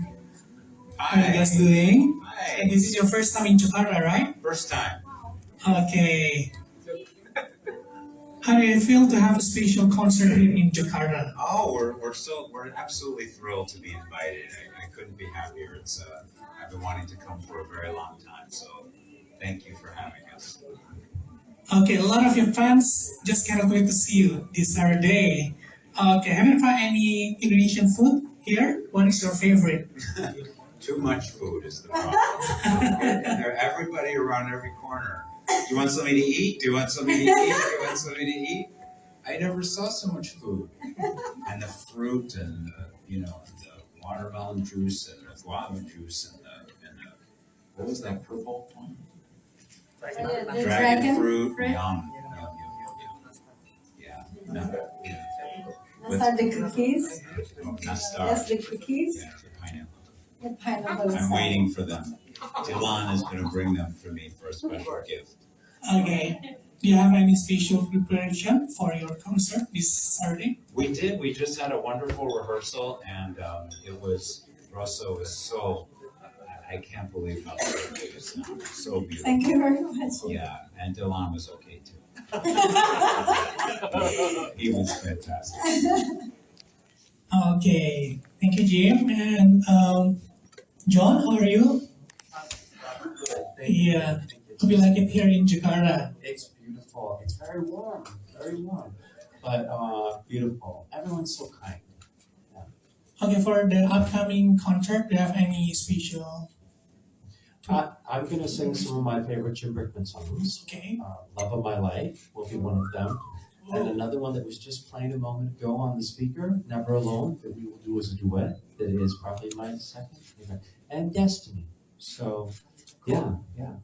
Okay. We just cannot wait for the concert this Saturday, John. Okay, next kita akan menjawab pertanyaan untuk Teh Ocha. Selamat siang Teh Ocha, apa kabar? Ya, Terima kasih. Iya, gimana nih pendapatnya mengenai Jim Brickman dan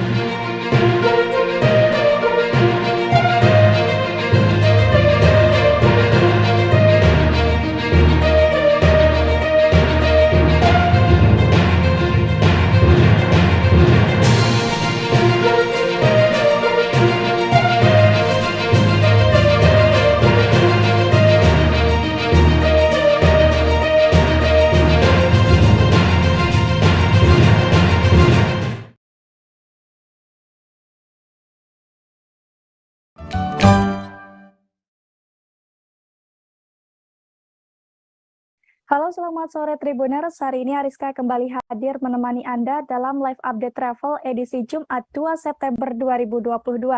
Seperti biasa, Ariska akan memberikan informasi terkait sejumlah wisata dan kuliner untuk Anda. Tentunya akan disampaikan secara langsung bersama sejumlah reporter kami yang ada di berbagai daerah. Inilah live update travel selengkapnya. Tribuners, di Jakarta Selatan ada tempat makan legendaris yang dikenal dengan Warteg Warmo. Sejak tahun 1983, warteg yang satu ini telah buka 24 jam Tribuners. Namun karena cukup populer, Warteg Warmo sempat kehabisan lauk dan mendapatkan protes dari orang mabuk. Seperti apa informasi lengkapnya? Kita sudah terhubung dengan rekan Ramadan dari Warteg Kota. Silakan rekan Ramadan.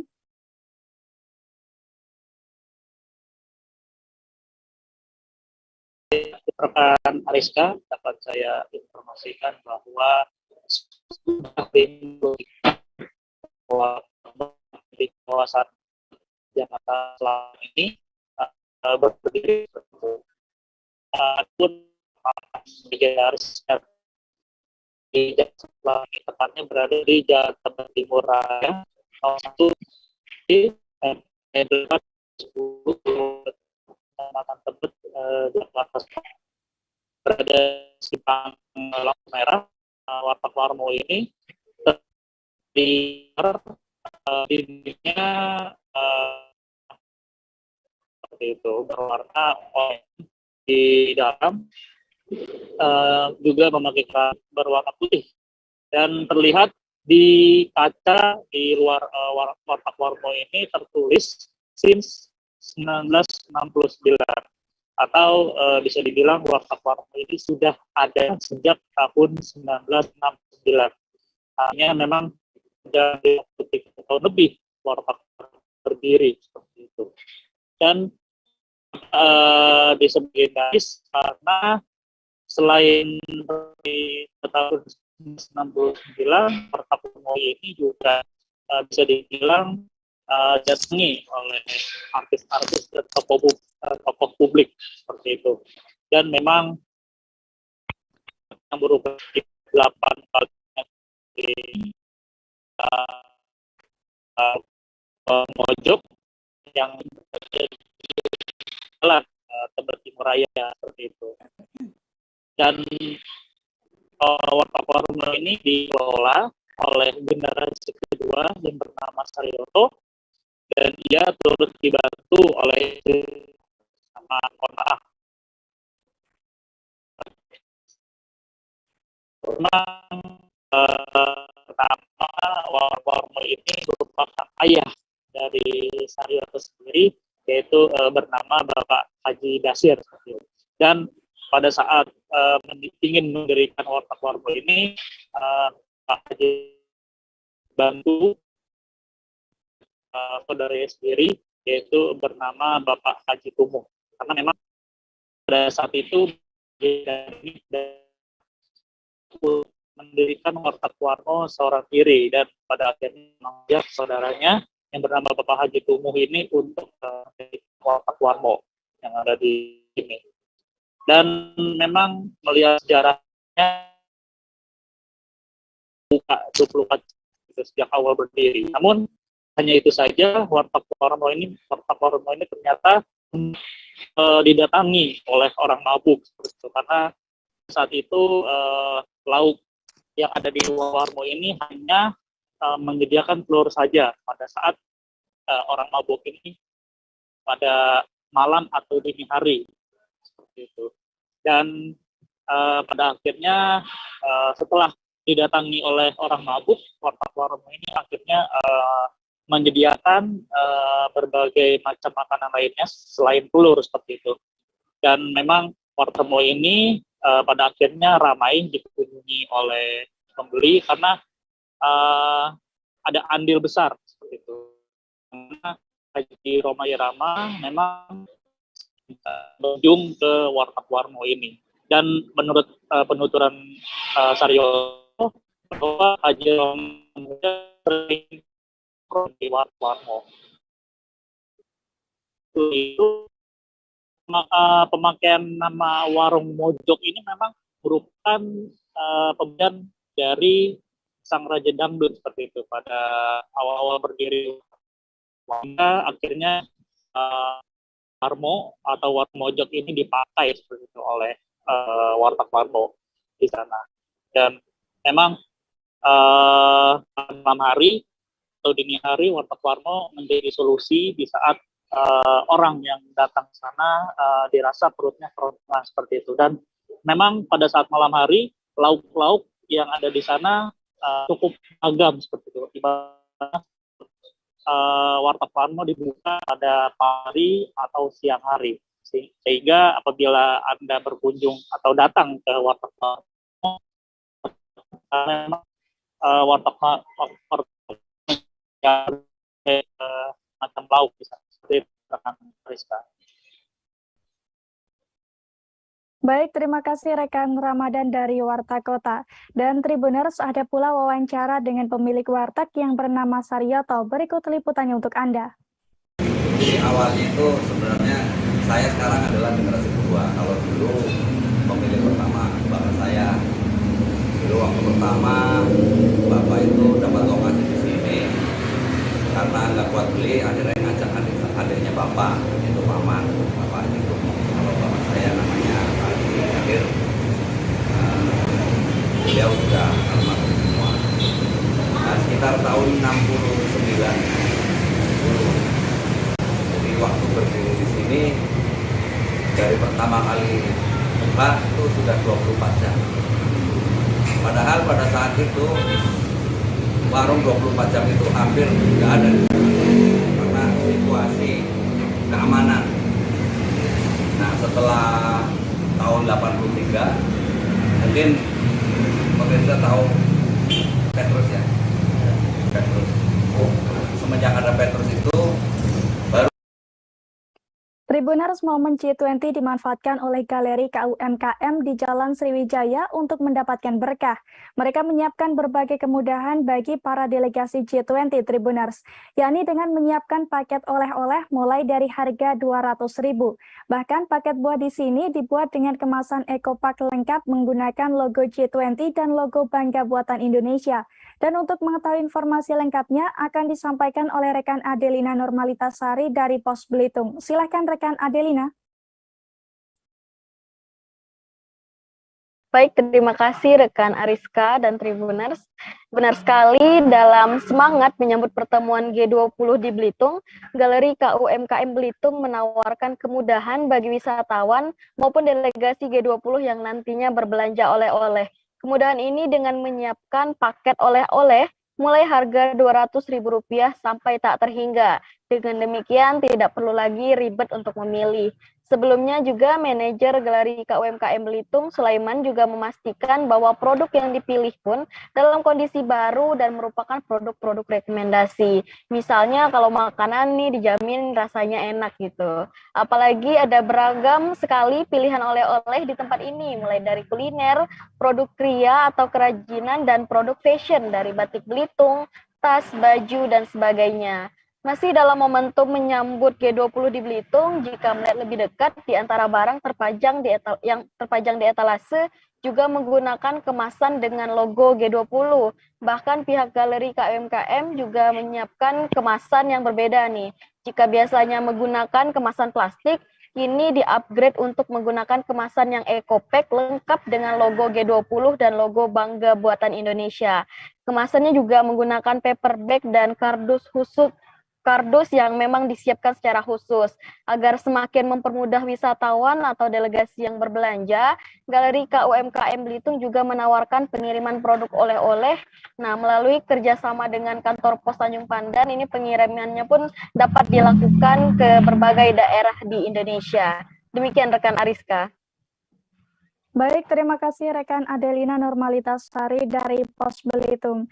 Dan Tribuners, rekan Adelina juga sempat melakukan wawancara dengan manajer Galeri KUMKM Belitung, Sulaiman. Berikut liputannya untuk Anda. Nah, kita ini memang sudah mendekati acara gawai gede ya, G20-nya, dan kami memang sudah ready lah. Sudah ready dalam hal penyiapan oleh-oleh untuk para delegasi maupun nanti wisatawan yang datang ke Belitung. Ada perbedaan berarti Pak dari hari-hari biasa produk-produknya dengan menjelang G20 ini? Nah, khusus menjelang G20 ini memang kita mempersiapkan produk lebih dari biasanya, dalam artian kita mengupgrade kemasan. Nah, kemarin kita pakai plastik berstiker. Untuk G20 ini kita persiapkan yang kemasan eco-pack. Oke. Ya.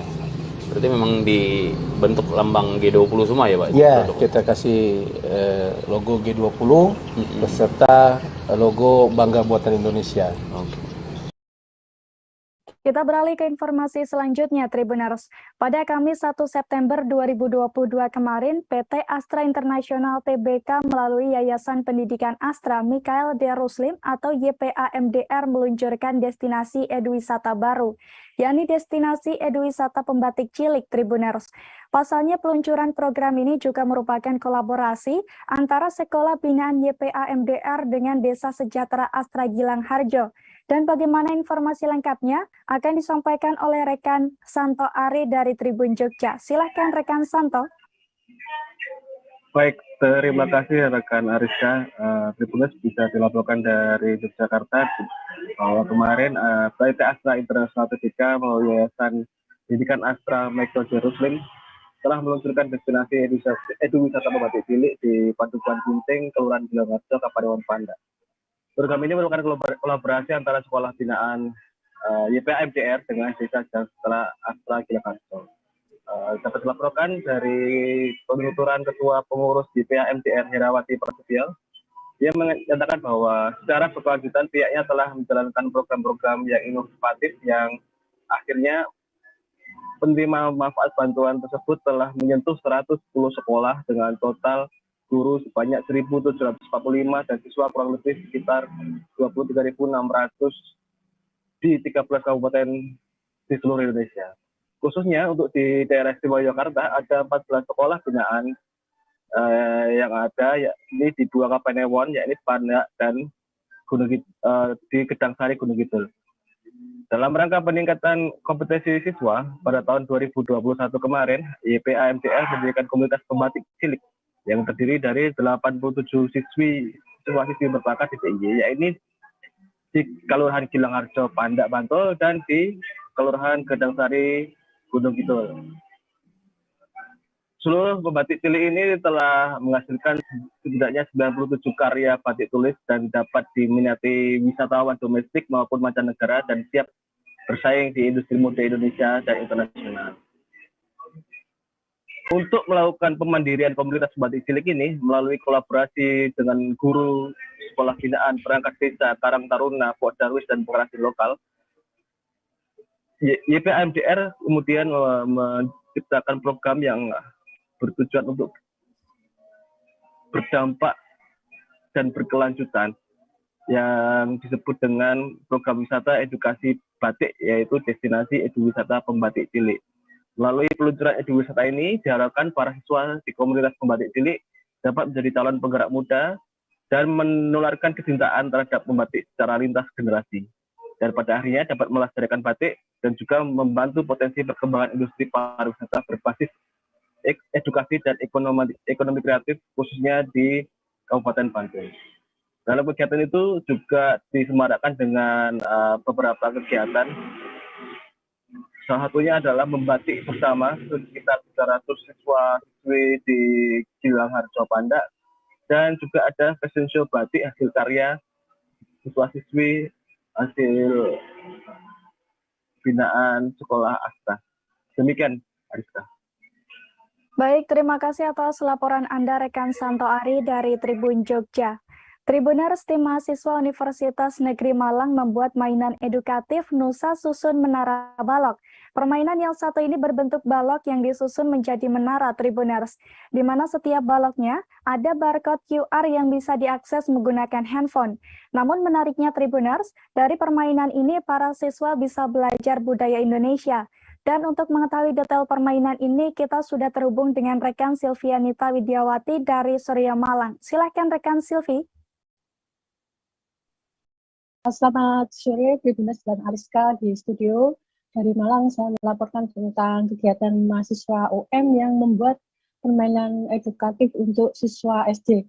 Ide untuk pembuatan ini ternyata dari permainan Unustako yang biasanya di kafe-kafe itu dibuat untuk permainan, tapi di tangan mahasiswa mereka dibuatkan mainan edukatif yang bisa diterima untuk siswa SD dari kelas 4 sampai kelas 6. Mereka melakukan uji coba pada 3 sekolah di Kabupaten Malang dan Kota Malang, serta 1 sekolah SD di Thailand. Saat itu menurut Naufal Yuan, salah satu mahasiswa, dia sedang mengikuti asistensi mengajar di Thailand dan permainan itu dikenalkan pada siswa SD di sana, namun untuk narasinya diganti dengan bahasa Inggris. Jadi anak-anak di Thailand lebih responsif karena mereka bisa belajar budaya Indonesia lewat mainan edukatif tersebut. Maka untuk permainan itu harus ada HP dengan aplikasi scan QR, dan dari HP tersebut akan keluar gambar, narasi, dan suara yang bisa menyampaikan informasi tentang budaya Indonesia. Namun saat ini untuk tahap pertama masih dibuat untuk memberi informasi mengenai busana daerah. Dari keterangan Naufal, saat ini masih dibuat seri untuk 21 busana daerah. Namun dalam waktu kedepannya masih ada peluang untuk melengkapi menjadi seluruh daerah di Indonesia. Selain busana daerah, juga bisa nanti dikembangkan untuk konten-konten berbudaya tentang budaya Indonesia pada siswa SD.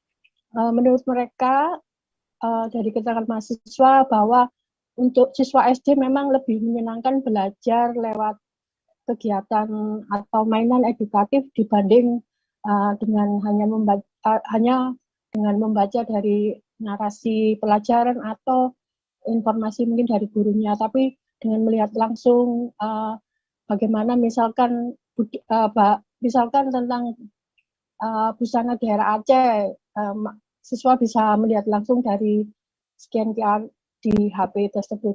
Demikian, Ariska. Baik, terima kasih rekan Silvianita Widiawati dari Surya Malang.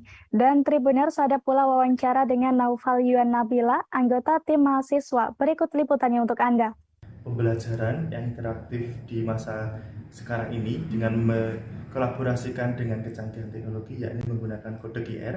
Nusa ini juga terdiri dari beberapa warna, ada 5 warna, yakni kuning, hijau, merah, biru, dan juga ungu. Seperti itu. Jadi setiap warna itu ada peraturannya sendiri, dan setiap warna juga ada perwakilan dari setiap pulau budayaannya. Misal di seri pertama ini adalah pakaian adat. Kita mengambil Jawa Timur untuk Jawanya, untuk Sumateranya ada Sumatera Barat, seperti itu. Lalu di sini juga ada scan kode QR. Jika di scan nanti akan muncul 3 fitur.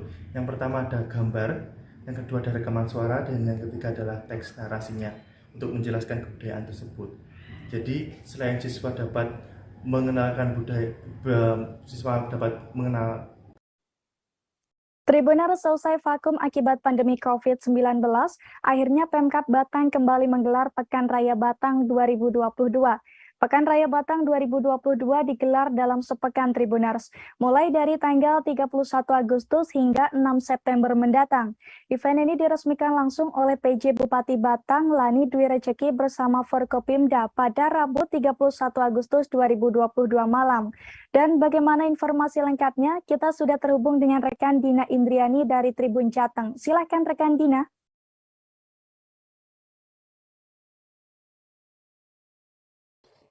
Ya, baik. Terima kasih, Ariska.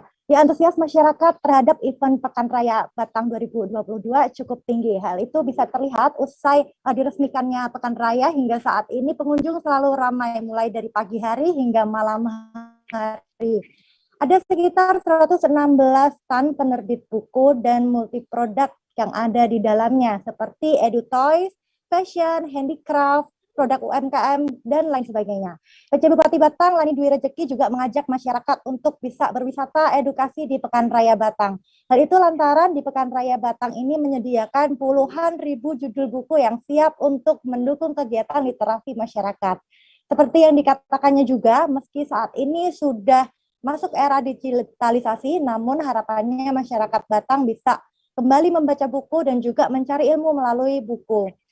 Nah, sehingga dengan adanya PRB ini bisa kembali membangkitkan lagi minat baca masyarakat. Selain itu, berbeda dengan kegiatan sebelumnya, yaitu pada tahun 2019, pada Pekan Raya Batang 2022 ini juga ada gerakan satu buku untuk satu orang, di mana yang sebelumnya hanya mengajak ASN, namun pada tahun ini mengajak seluruh elemen masyarakat, di mana masyarakat dari berbagai kalangan diajak untuk mendonasikan minimal satu buku. Buku tersebut nantinya akan disalurkan ke perpustakaan desa ataupun ke perpustakaan komunitas yang membutuhkan. Dalam program itu ditargetkan bisa terkumpul 7.000 buku. Hal itu melihat antusias pada donasi buku sebelumnya yang juga cukup tinggi. Begitu, Ariska. Baik, terima kasih rekan Dina Indriani dari Tribun Jateng. Dan Tribuners, rekan Dina juga sempat melakukan wawancara dengan Lani Dwi Rejeki, PJ Bupati Batang. Berikut liputannya untuk Anda. PRB tahun 2020 ini setelah 3 tahun ya, kita atau 2019 terakhir ya, 2019 terakhir ini kita adakan lagi karena kondisi COVID sudah melandai, dengan harapan kita membangkitkan lagi minat baca masyarakat Batang, khususnya anak-anak yang saat ini nampaknya membaca buku itu sudah terabaikan dengan adanya HP, dengan adanya Android dan sebagainya. Itu minat baca buku masyarakat berkurang ataupun menurun. Dengan adanya Pekan Raya Batang ini yang diadakan oleh Dinas Perpustakaan dan Kearsipan Kabupaten Batang, harapannya semoga masyarakat Batang bisa kembali lagi untuk membaca buku, untuk mencari ilmu pengetahuan melalui buku. Tribuners, pada Rabu 31 Agustus 2022 kemarin, Menparekraf Sandiaga Salahuddin Uno mengunjungi Kelurahan Tepus di Kapanewon Tepus, Gunung Kidul. Dalam kunjungannya ini, Sandiaga Uno memberikan penghargaan kepada Kelurahan Tepus, Tribuners. Sebab Kelurahan Tepus ini berhasil menembus 50 desa wisata terbaik dalam Anugerah Desa Wisata Indonesia 2022. Dilansir dari tribunjogja.com, penghargaan ini berupa prasasti yang ditandatangani langsung oleh Sandiaga Uno. Menurut Sandiaga Uno, Desa Wisata Tepus memiliki konsep paket wisata komplit Tribuners, yakni antara alam dan juga budaya. Sandiaga Uno juga menilai bahwa ekosistem di desa wisata ini telah terbangun. Hal ini terlihat dari sejumlah fasilitas yang ada di Desa Wisata Tepus. Selain itu, Tepus juga memiliki berbagai produk ekonomi kreatif unggulan yang diproduksi oleh masyarakat setempat. Oleh karena itu, Tribuners, Sandiaga menyebut Desa Wisata Tepus bisa menjadi pendongkrak kesejahteraan masyarakat di Gunung Kidul. Satu di antaranya bisa memberikan peluang lapangan kerja yang lebih luas.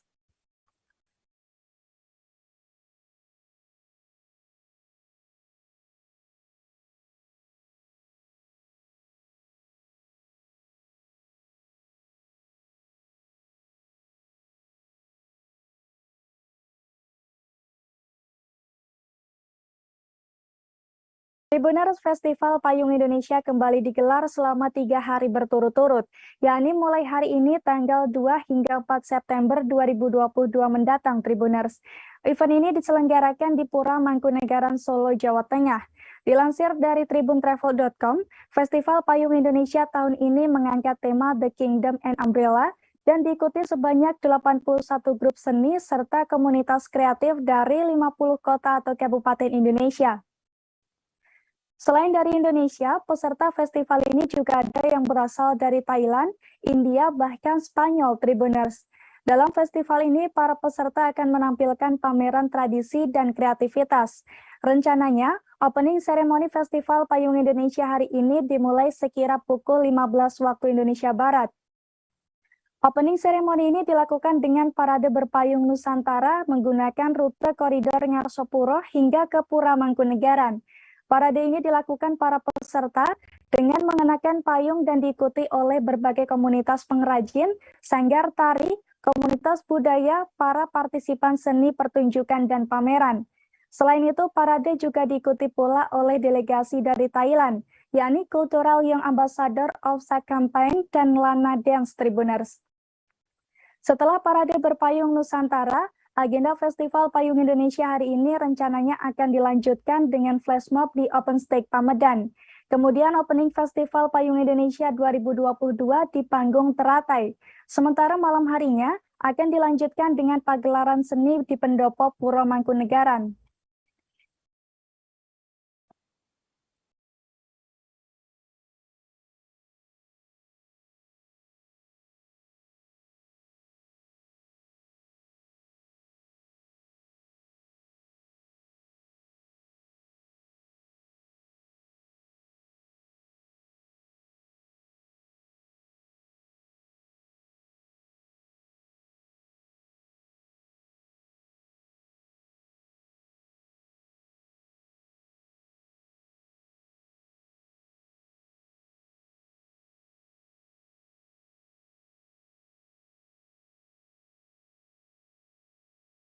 Tribuners, di bulan September ini Dataran Tinggi Gayo kembali menggelar Festival Panen Kopi Gayo. Dalam festival ini rencananya akan dimeriahkan dengan sejumlah kegiatan pagelaran dan atraksi budaya, Tribuners.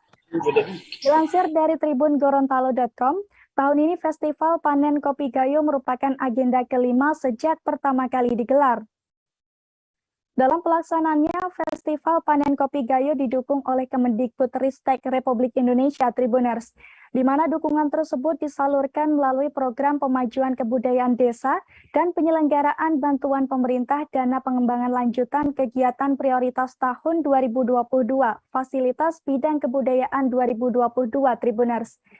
Menurut Fitra Arda, Sekretaris Direktorat Jenderal Kebudayaan Kemendikbudristek, Fasilitas Bidang Kebudayaan sendiri merupakan kegiatan pendukung, yakni berupa fasilitas dana hibah yang diberikan kepada kelompok kebudayaan atau perorangan, Tribuners. Diketahui Festival Panen Kopi ini akan berlangsung di 3 desa Kabupaten Aceh Tengah.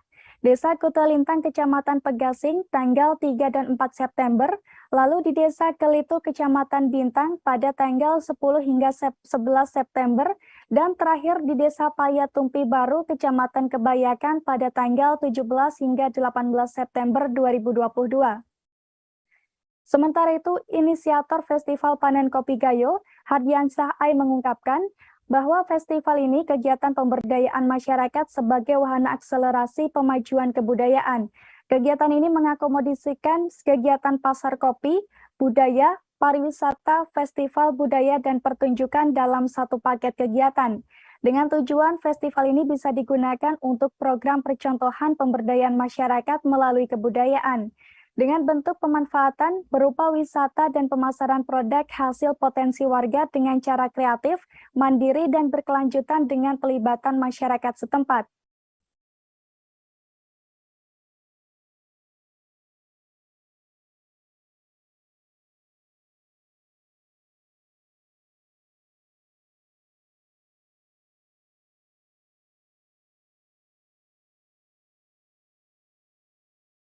Tribuners, saat berlibur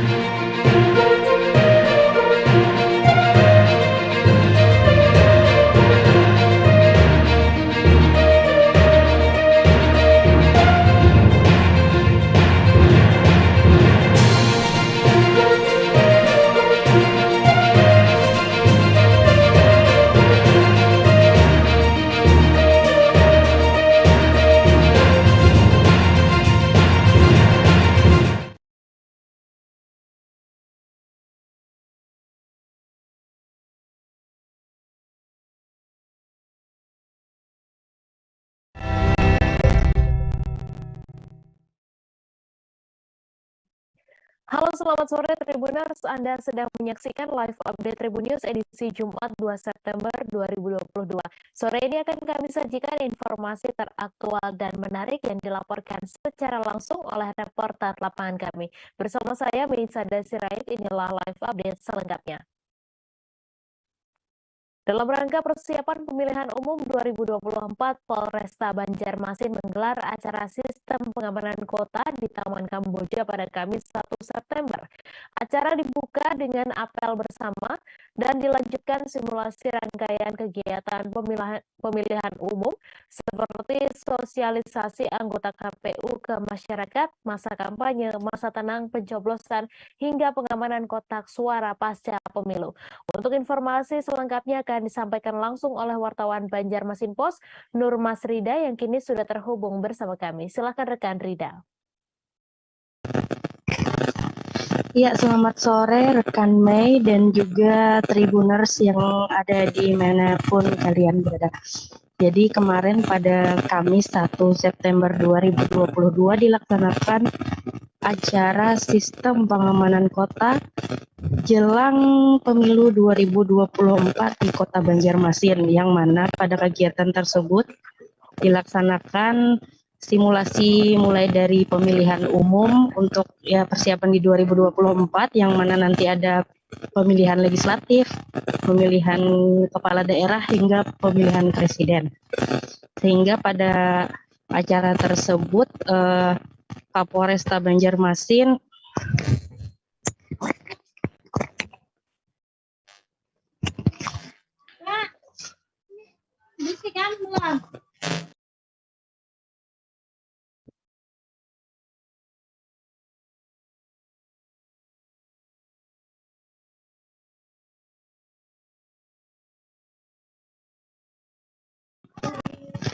Ya, mohon maaf untuk gangguan yang tadi sempat terjadi, sehingga baik kami lanjutkan laporan dari Kota Banjarmasin, yang mana pada sistem pengamanan kota kemarin itu juga dilaksanakan simulasi terjadinya kericuhan oleh massa, mulai dari yang skala kecil yang dikategorikan oleh Kapolresta Banjarmasin, Kombes Pol Sabana Atmojo, bahwa kegaduhan di tingkat yang rawan dan sangat rawan, sehingga kondisi ini diantisipasi juga dengan pengamanan yang berkoordinasi dengan Brimob Polda Kalsel begitu. Setelah kegiatan ini, Kapolresta Banjarmasin yang sempat kami wawancara menyebutkan bahwa alasan pihaknya melaksanakan kegiatan ini di pertengahan 2022 adalah supaya persiapan yang dilakukan ini tidak terburu-buru begitu. Jadi setiap personel dan unit atau satuan sudah tahu bagaimana tugas mereka masing-masing di pemilihan serentak di tahun 2024 mendatang. Nah, Kapolresta Banjarmasin juga berpesan kepada masyarakat bahwa pemilu atau pemilihan umum serentak nanti adalah sejatinya pesta rakyat. Jadi beliau menghimbau untuk masyarakat supaya tidak membuat hal-hal yang tidak diinginkan yang menimbulkan gangguan keamanan semasa pemilu. Nah, terakhir Wakil Wali Kota Banjarmasin yakni Bapak Haji M. Arifin Nur yang turut pula berhadir di acara tersebut turut mengapresiasi kegiatan yang diadakan atau diinisiasi Polresta Banjarmasin pada Kamis kemarin, dan beliau juga menambahkan bahwa nantinya dari pihak pemerintah Kota Banjarmasin akan melakukan sosialisasi ataupun penyuluhan kepada masyarakat tentang pemilu, sehingga di masa-masa pemilu di tahun 2024 mendatang keadaan di Kota Banjarmasin tetap kondusif. Demikian rekan Mei yang bisa kami laporkan dari Kota Banjarmasin. Baik, terima kasih rekan Rida atas laporan Anda. Selamat bertugas kembali. Komisi Pemilihan Umum Sulawesi Utara mengundang partai politik membahas perkembangan verifikasi administrasi peserta pemilu 2024.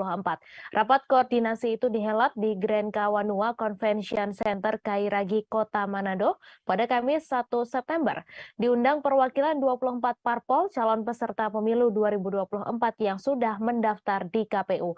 Untuk informasi selengkapnya akan disampaikan langsung oleh wartawan Tribun Manado, Rio Nur, yang kini sudah terhubung bersama kami. Silakan. Ya, terima kasih rekan Mei. Jadi KPU Provinsi Sulawesi Utara mengundang perwakilan 24 partai politik yang sudah mendaftar di KPU RI sebagai calon peserta pemilu 2022, di mana dalam rapat koordinasi ini dibahas soal perkembangan verifikasi administrasi yang sedang dijalankan oleh KPU provinsi maupun KPU Kabupaten Kota. Di sini KPU memperingatkan kepada partai politik untuk segera melengkapi terkait aturan-aturan yang harus, maksud kami syarat-syarat yang harus dipenuhi oleh partai politik agar bisa lolos dalam verifikasi administrasi, di mana perkembangan soal verifikasi ini bisa dipantau lewat aplikasi Sistem Informasi Partai Politik atau SIPOL KPU RI, di mana di sini memperlihatkan nantinya perkembangan verifikasi administrasi yang sedang dijalankan KPU RI. Verifikasi administrasi itu mencakup semisal soal kepengurusan, soal keanggotaan partai politik, di mana untuk kepengurusan itu di provinsi, untuk tingkat provinsi itu harus 100%, artinya ada 34 kepengurusan parpol di 34 provinsi di Indonesia. Kemudian untuk kabupaten kota ya harus minimal pengurusannya 75%. Kalau di Sulawesi Utara sendiri ada 15 kabupaten kota, sehingga minimal partai politik harus memiliki 11 kepengurusan di tingkat kabupaten kota. Begitupun yang disampaikan oleh Komisioner KPU soal kepengurusan hingga ke tingkat kecamatan, di mana untuk tingkat kecamatan itu harus partai politik itu harus punya 50% kepengurusan di tingkat kecamatan.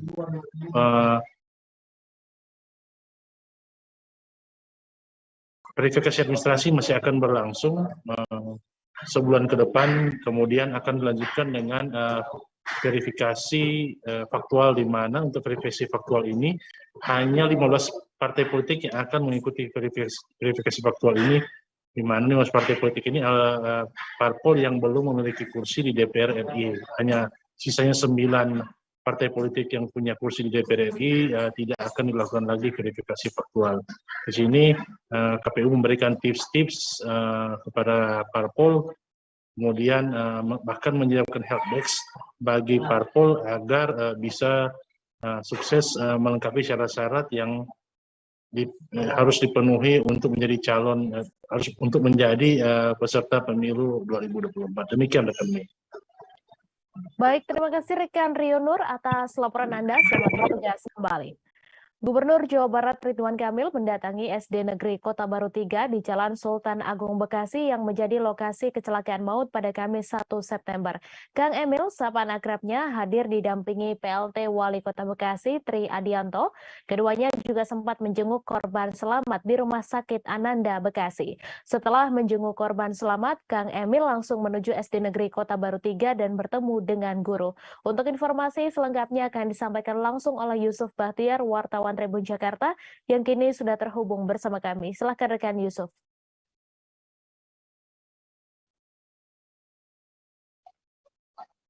Selamat sore Mei dan juga Tribuners, bisa saya sampaikan Gubernur Jawa Barat Ridwan Kamil melakukan kunjungan ataupun memantau situasi langsung ke lokasi kecelakaan maut di Jalan Sultan Agung, tepatnya di depan SD Kota Baru 2 dan 3 Kecamatan Bekasi Barat, Kota Bekasi.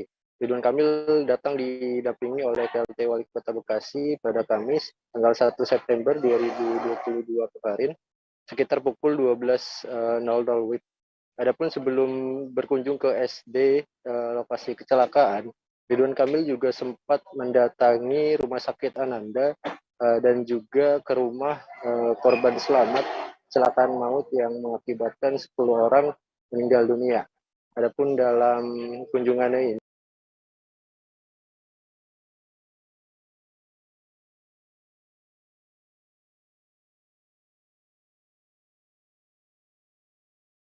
Ridwan Kamil menyapa sejumlah korban dan juga tentunya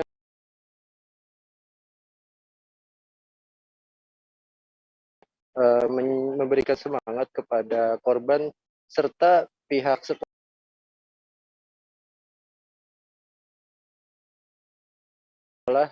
terutama guru dan kepala sekolah, agar mereka tetap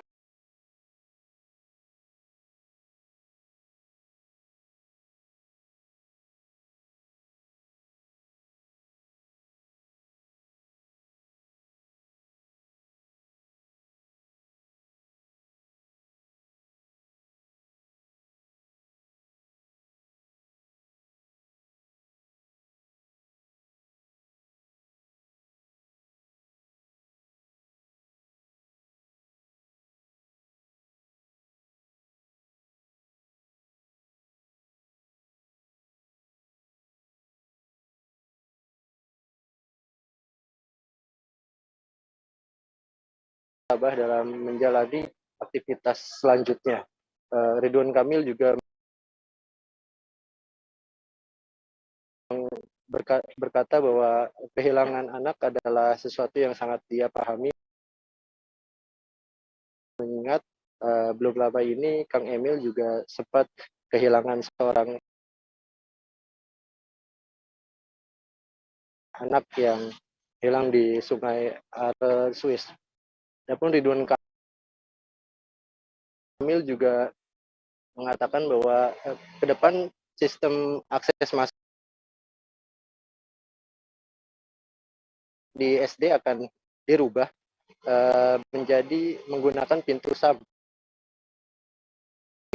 agar lalu lintas siswa atau murid SD tidak langsung berhadapan ke jalan raya.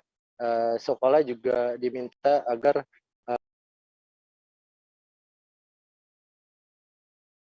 membuat sebuah sistem yang nantinya dapat mengakomodir orang tua untuk menjemput anak-anaknya pulang sekolah agar tidak berada persis di pinggir jalan. Selain itu juga ada usulan yang disampaikan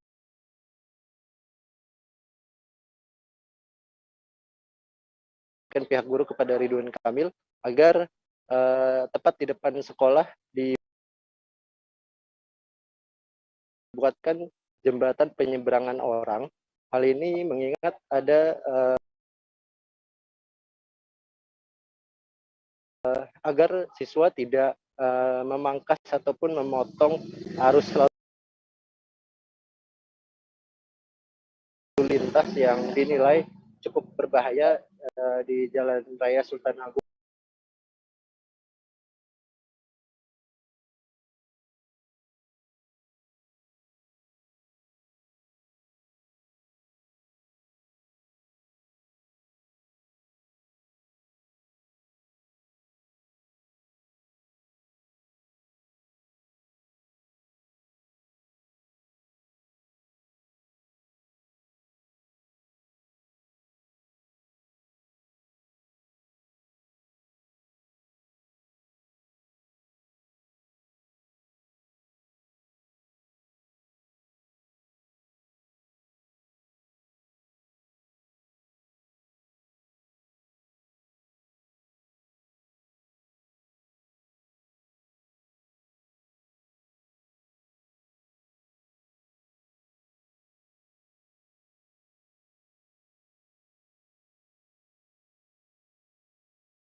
Yang merupakan jalan nasional, begitu Mei.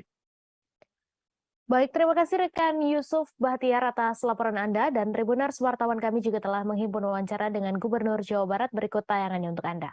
Datang ke sini, kemudian menengok tadi di Rumah Sakit Ananda, kemudian satu lagi lanjut ke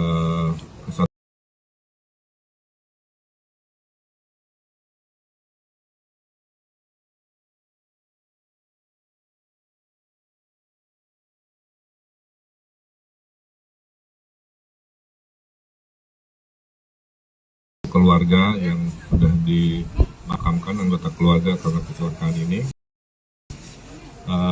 Ini menjadi evaluasi betul ya, khususnya karena kejadian dengan yang sebelumnya yang dikuburkan tidak terlalu jauh jaraknya, sehingga yang pertama arah